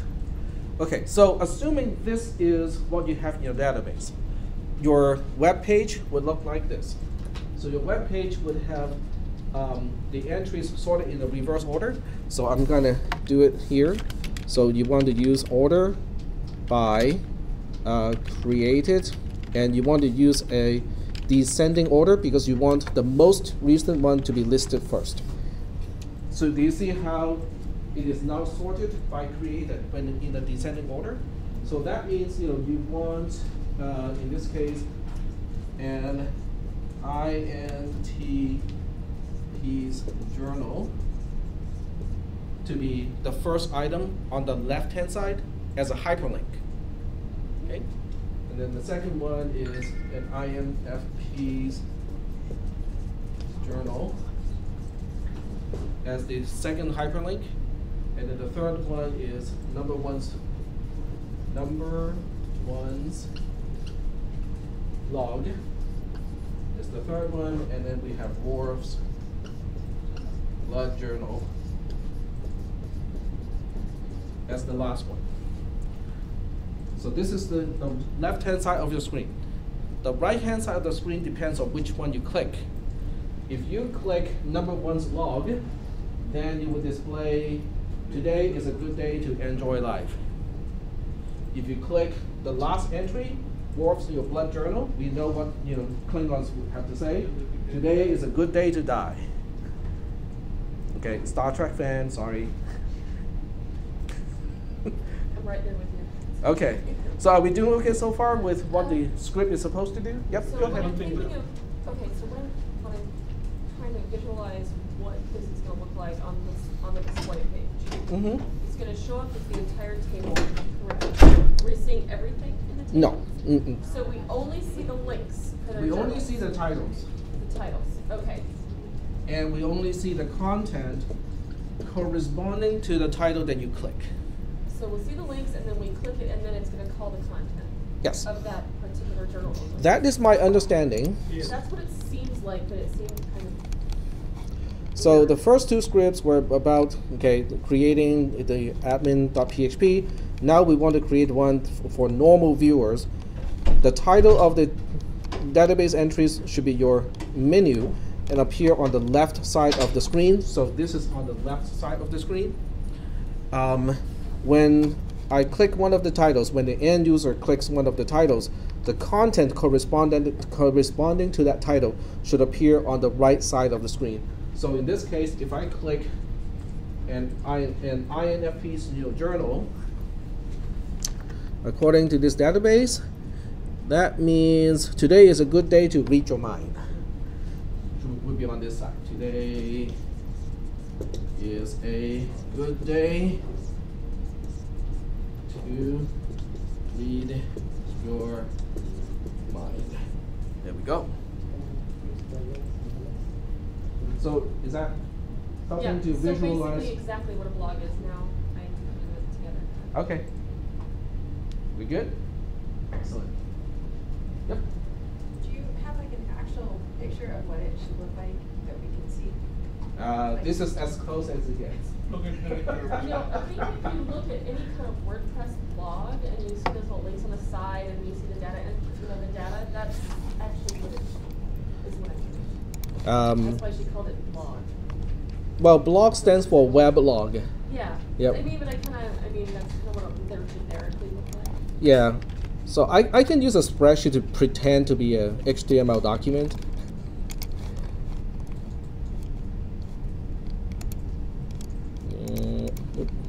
Come on. Give me a. I want to create a file. Why can't I? Yep. Did maybe somebody get the homework done the right way that we can show it an example? I did it. Is it okay if What it looks you? like? Absolutely. Yep.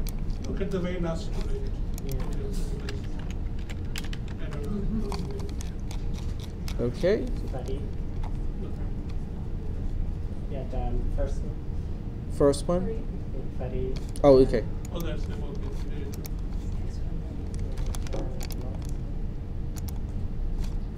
There you go. So you click on one. Well, you go a little bit too. Well, I was about to say too far, but no. You display more than what is requested, which is great. Which is great. I think it said everything should be displayed, but on the left side, on the links, it should be only the titles. Okay. Let's. Okay. Let me see if I can. Take a look at mine, see if that one matches. Okay. By default, the latest one should be displayed, but when you click, then it should come here. And your Ted. No, that's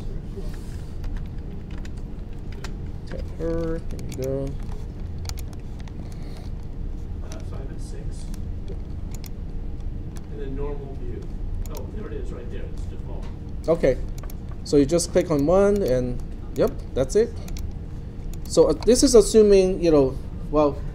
It's assuming it's already sorting in a reverse chronological order. Well, I did miss that part of the instruction. Oh, is it? so- Okay. Because that's simply by ID. Yeah. That's really easy. But that's what it looks like, except the order needs to be reverse chronological. Yeah. Yep. So you just have to change your query and add order by something, that will fix it. Okay. Yep. Yep. I noticed one weird thing. If I sort my table by the created, Mm-hmm.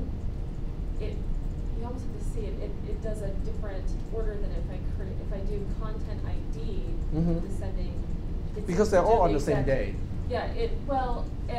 I noticed if it's on the same day, it seems kind of random. But if I do created ID, that's where I get the actual correct sort. It seems if I sort by created ID instead of the. Created. Because the create ID is, it's doing the 1, 2, 3, 4 of the Mhm. ID, so it's absolutely. You mean content ID? Yeah, content ID. If Okay. I sort by content ID, Mm-hmm. then it seems to do the correct creation Okay. instead of, putting them all in a weird order depending on the date. I did that. So this is just another thing that I would like to kind of comment on. Just when you guys are graduating to become real, actual web developers, this is something that you might want to keep in mind. How do you represent time in a database? Yeah. Okay, so it seems like a pretty simple question, right? Because hey, we have time, represented here just fine. Okay, so what is the big deal? This looks good. It can be sorted. This is my What time, if, so. what if you have people all over the world using a program, Uh-huh. and you have to set a time zone for where the user is? Okay, so you brought up a really good point. Okay, my 10 o'clock p.m. may be different from your 10 o'clock p.m. because we are in different time zones, right? So, but that problem is easy to fix. It's called UTC. We just use the UTC time to store everything. Okay, if you want to know what is the local time corresponding to that UTC, there are calls to do that. Okay, that's not a problem. So what you want to do is to store time as a UTC, but we still have that question of how are you going to represent time? Okay, this is a human way of readable time. Year, month, day of month, right? And then if you need to store the time as well, not in addition to the date, then you have hour, minute, and second. Okay, and you can get all that. But that's not how the computer internally represents time. Because if you represent time like this, to figure out how much time is in between two time points is really hard. It's not that easy, right? If I just tell you, a random date and another random date and ask you how many days are in between, it will take you a little bit of time, right? So the Unix time is a different idea, okay? There's a Unix time. I think there's a select Unix time now. Nope. Okay. I can't remember the call. Okay. Let me look it up.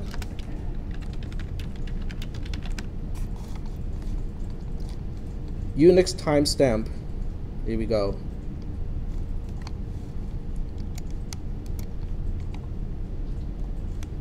Unix time reference. Okay, let me look this up. I found it a few days ago, but then I forgot about it.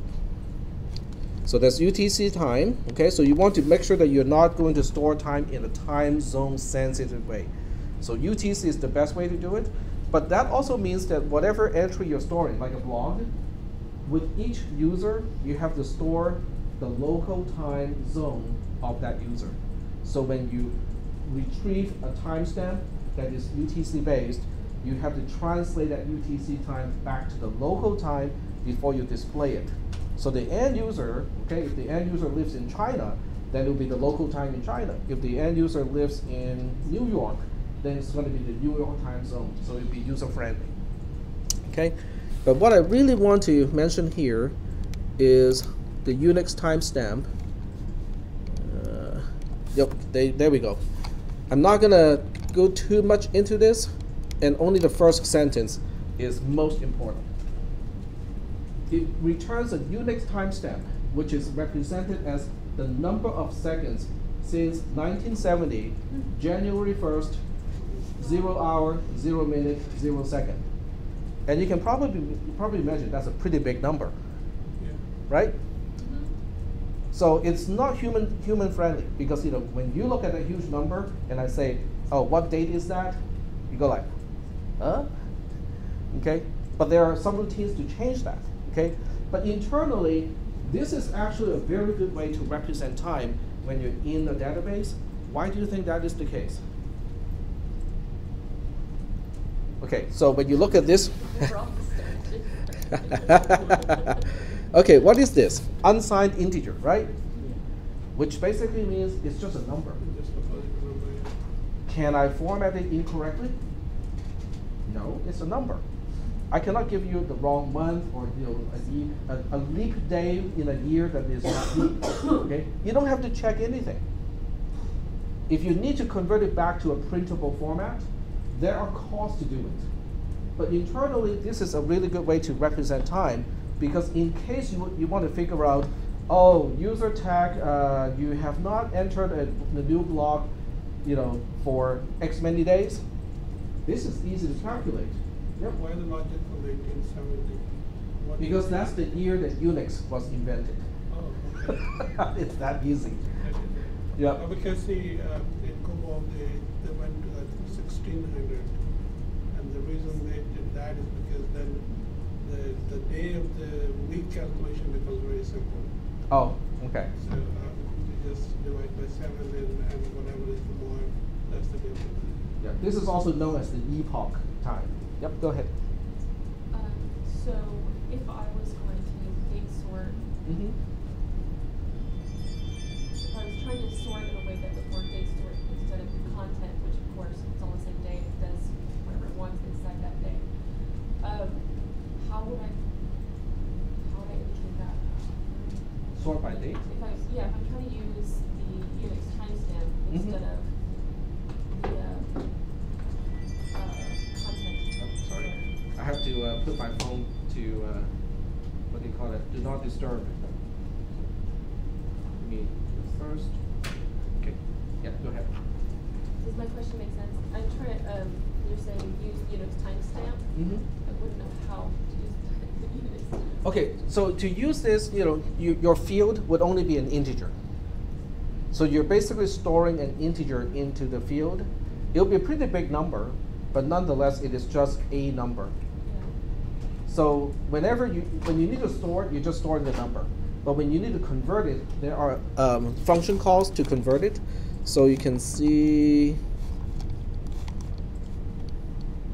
So you can use these functions, Unix timestamp, and from Unix time to convert between the timestamp, which is the human readable portion version, and the Unix timestamp, which is just a number. So you can interchange between those two. But as far as sorting is concerned, you're just sorting by the number. Yeah. A larger number is a later time, and that's about it. Is that okay? Sort of? I don't know if you get my question. Hmm? I don't know if I get my question either. So for instance, right now, I Mhm. have select from main content, order by content ID. Mm-hmm. Would I, instead of content ID, what would ideally I be saying sort by? We don't have that field here. Actually, Right. personal comment. Mm-hmm.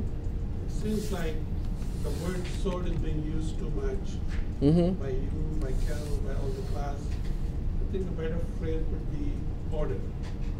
Because we are not sorting, because when somebody says sort, in my mind I think about bubble sort, you have numbers Mhm. and then up and down, but this is not what we're doing, it's just order by. So we're ordering a data. Okay, noted. But getting back to you, we don't have a field that is an integer. So to use that, we will have to change created from a date type to an integer type. Okay. Then we just store the Unix timestamp into this. And let me see if I can just show that. Unix timestamp of now. There we go.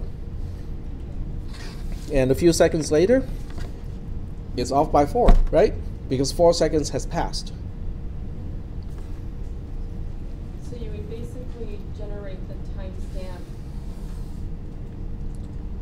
but then then translate it so when you print it, it wouldn't look like that number. Right, exactly. So when you print it, you will use another function which is called from Unix time. So from Unix time, and then we enter this number, okay,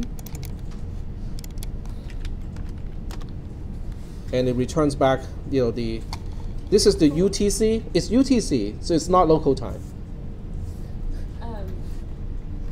So when I was defining, so I would really just define the content. Mm-hmm. I would have to define created by as Unix time in my.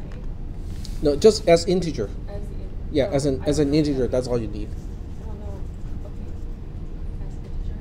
Yep. So instead of using date as the type, it would just be an integer, like this one, like content ID.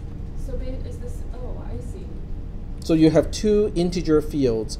One is the content ID, which is just a sequential number, and then the other one, which can still have a name of field, but it won't have a type of date anymore. Instead, it would have a type of just int, and then you just store the large integer into it.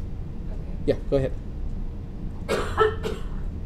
I thought you had a. Oh, so if I'm storing it, if I'm creating the type as int, then I would be saying int, and then saying it equals the Unix timestamp.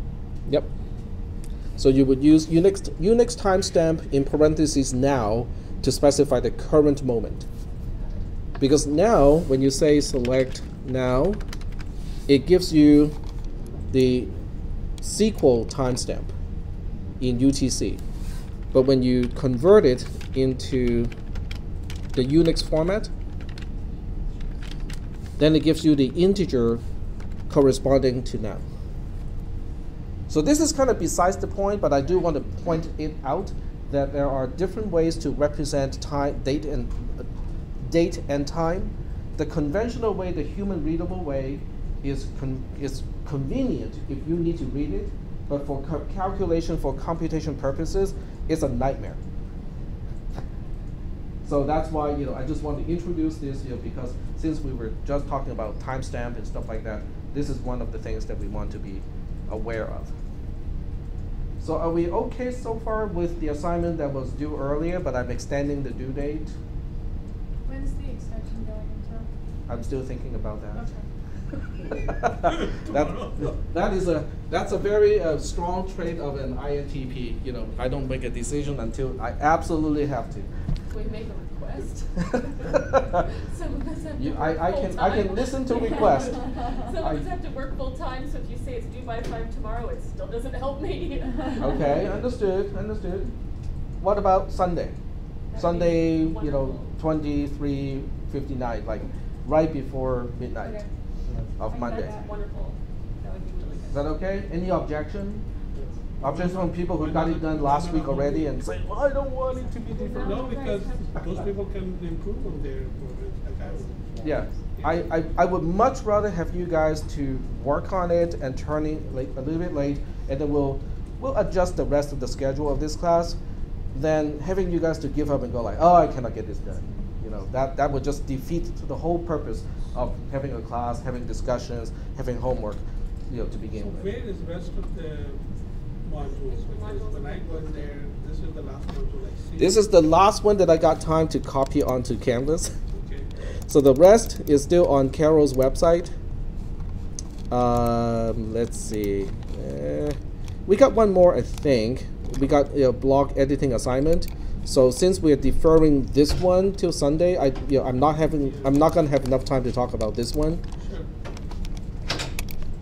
But just for like reading, what is the next thing we need to read? You can read her notes sequentially, which is I forgot about that. Because her website is kind of intermittent at this point, so I need a way to basically siphon all of the content and then put it somewhere that is reliable. Yeah, because see, that was the. Oh, okay, there you go. Okay. I was I read something in the notes and then think, yeah, I read it, but where did I read it? And I just couldn't find it anymore. Yeah, when the topics are still up there, okay, I'm just gonna keep trying until it works. Well, yeah, all the videos, her videos, where are they now? Yeah. Because I have not found them since we started the class. They should still be on YouTube, same place as before. Well, if you try to do a sort of what they are, she never titles them. So it was always posted. She always linked them on her page. You know, on her page on her schedule. But since we don't have the schedule, she never titled them. So you have no idea where they was. Got you. Okay, and I think they're not public either. They're not listed on YouTube. No, they're which is not. okay. It's like crazy amounts of searching for them. Okay, there are reasons why it's not listed, but to do this part, I'm gonna have to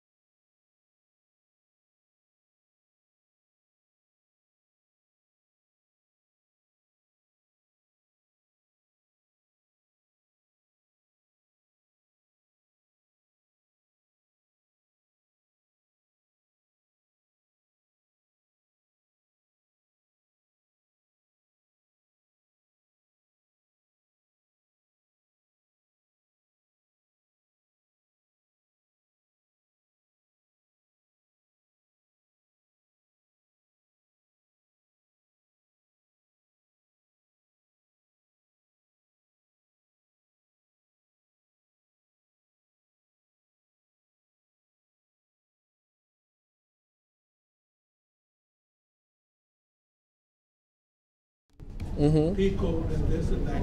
What are the basic pieces that you need to do other than how to code in PHP to be able to code? Okay, so the question, let me just repeat it because I got the mic back on again. So the question is, what do we need to know as support and other things that we need to know to Right, program if we are in the only person PHP? and there is a server, and we are to code in PHP. Okay, so the way you guys are doing PHP programming now in this class will work in industry. In other words, you can do it in two ways. You can do all the editing on the server itself, like what I do in class, or you can also do like what you guys usually do, which is using Notepad++ or some other things to edit it in Windows, and then you upload it to the server. So either one will work. The only difference is if you have access to the shell, you can do a lot more, because then you can run any command on the server.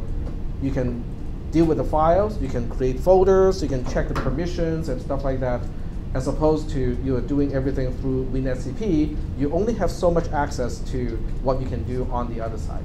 So basically you're saying you need to access to Unix machine.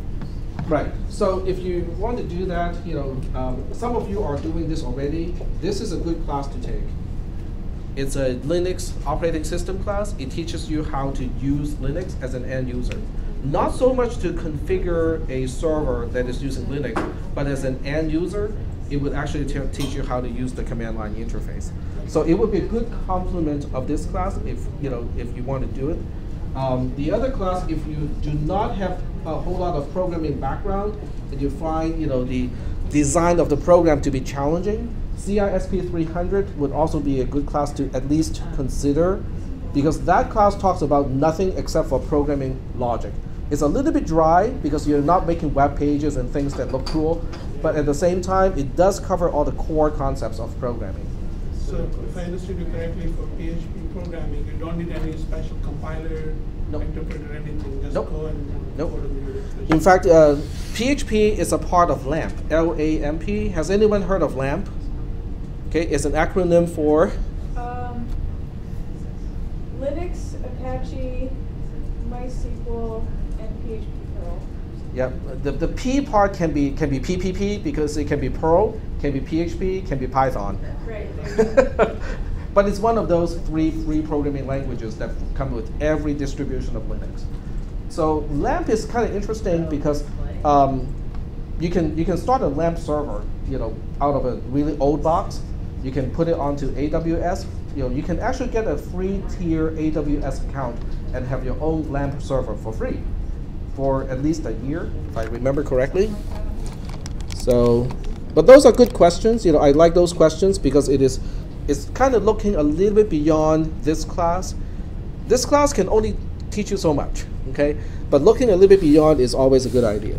So if you look up AWS free tier, just use that as a search criteria, then you can see AWS free tier, and it has 12 months for free and always free products. So with this, it gives you sufficient resources to run your own little Linux server. So if you really want to play with, I want to run my own Linux server, this is a great way to do it. Because it's free, they already have the images as well. So you can say, I want a Debian box, okay? Start up a Debian box. I want a Ubuntu box.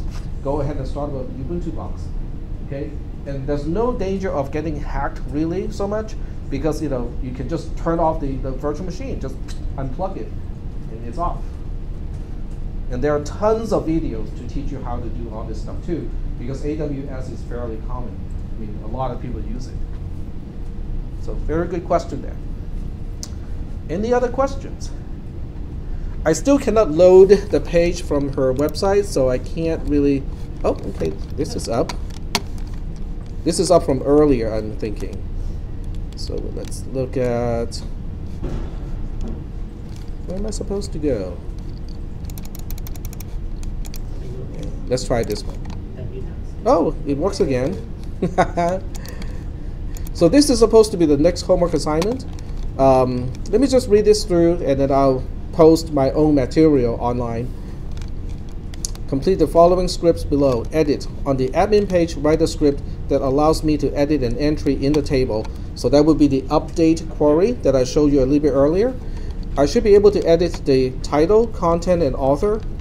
The author should be in the drop-down menu with specific authors listed. In other words, you can select one of the known authors up to that point and change the author of a particular blog entry. At least that's how I read it. Author should be pre-selected. So with the current one selected. Delete. On the admin page, write a script that allows me to delete entries to the main content table, and that would be the delete query in SQL. There should be a "Are you sure" JavaScript running on delete. Now this is something new to me. I'm going to learn how to use JavaScript because I've never programmed in JavaScript. Write a delete single entry script as well as a delete many script for this. Okay. It's not clear. I would assume you need checkboxes on one side. So the ones that are checked are the ones that you want to delete with a single button. Oh, so that's like delete where something is equal to, or delete like, right? That's what she's talking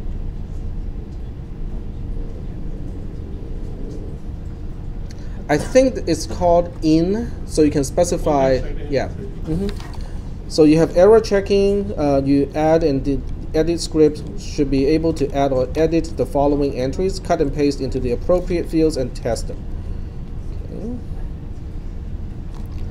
All right. So you want to disallow or at least warn about this kind of stuff. Why do you think that is bad or potentially bad? What is that script alert? Oops, alert script. What is it going to do?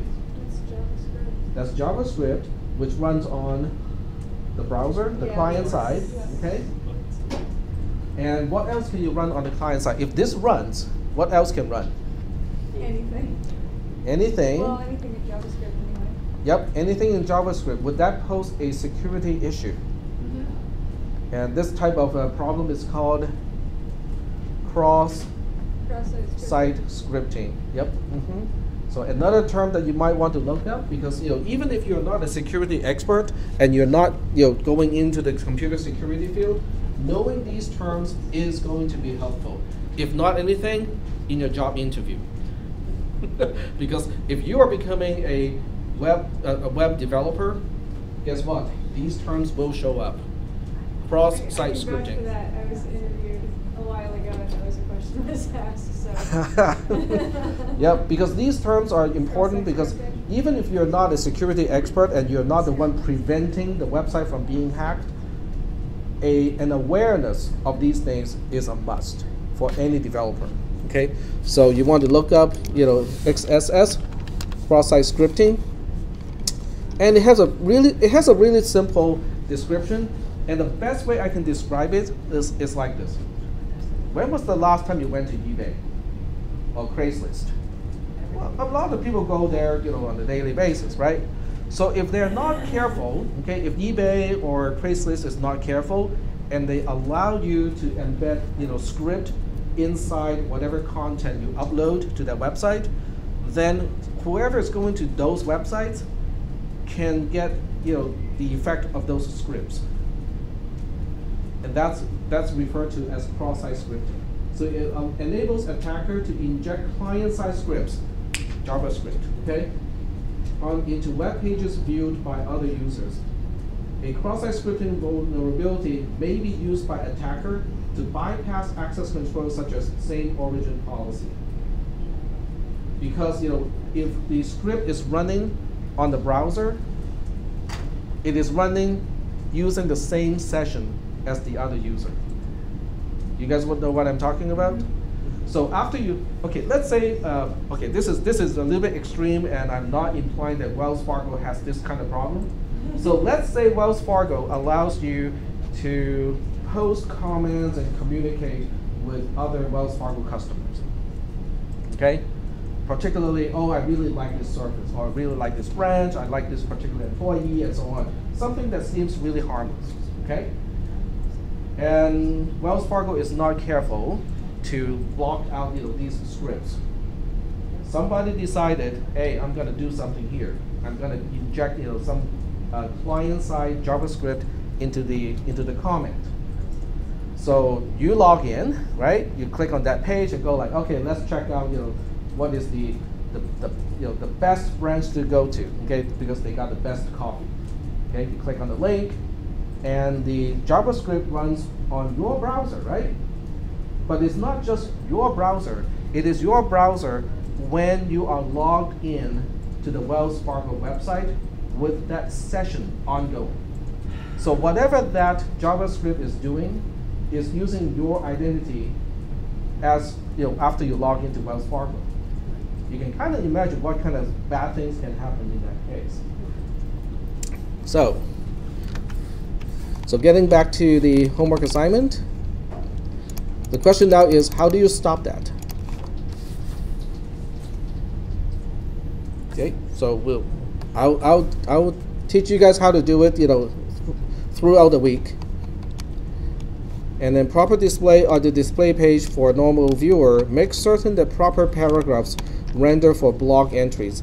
What that means you need to convert new line characters at the end of paragraphs into actual paragraph tags before inserting the content into the database. Okay, so of all the things that we have done up to this point, what does that remind you of? Regular expressions? Anyone? Now, what did we use regular expressions before? Tables. We use it to split, right? Okay, we use preg split to split something into a table. Well, as it turns out, preg has all kinds of functionality, including replacement.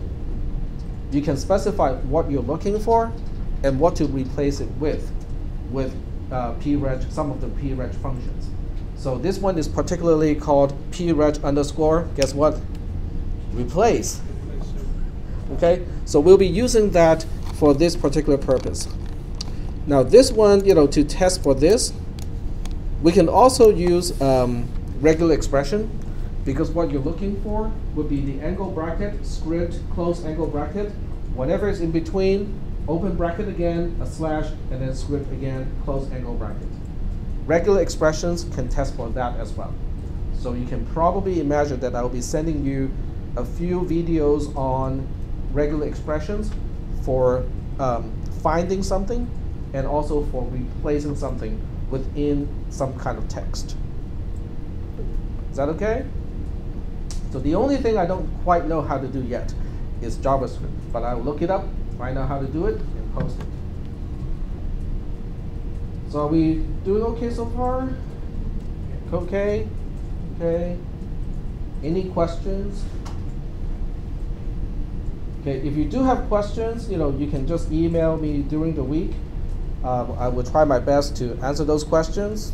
And sometimes if I kind of forget about it, because I get lots of messages through my mailbox, if I forget, just kind of nudge me, send me a second one, just to remind me. If it is a question that I think the whole class really should know about, I'll make a video about it. It doesn't take me much time to make one, and I'll just post it just like with the previous week. But if there are no questions, then I don't know exactly what else I need to explain. So please ask questions and make your questions as specific as possible, because that allows me to know exactly what to explain. All right? So short-term goal, get it done by Sunday. You can use the entire Sunday to do it. And then longer-term, week-long goal is to get to this homework assignment. I will explain it. The due date is not going to be next Thursday, so stop worrying about that part. Okay, I'm going to postpone the deadline of this one too. So on Thursday, next Thursday, we'll have a chance to talk about this homework assignment. But I do want you guys to kind of work on it so that you know, okay, I'm getting stumped here. Ask those questions on Thursday. All right? Is that working okay so far? I mean, if not, send an email to me. If you're not comfortable raising your hand, go like, no, the way you teach sucks. Okay? Send me an email and type that. Okay? That's okay. All right, so I'm going to stop lecturing, and we still have half an hour that is scheduled in this lab. But if I need more time, I can stay here for a little bit longer too. So you guys can kind of work on what was originally due today, and I can just walk around and look at your solutions and help you, fix problems. Okay, I'm gonna stop the streaming at this point.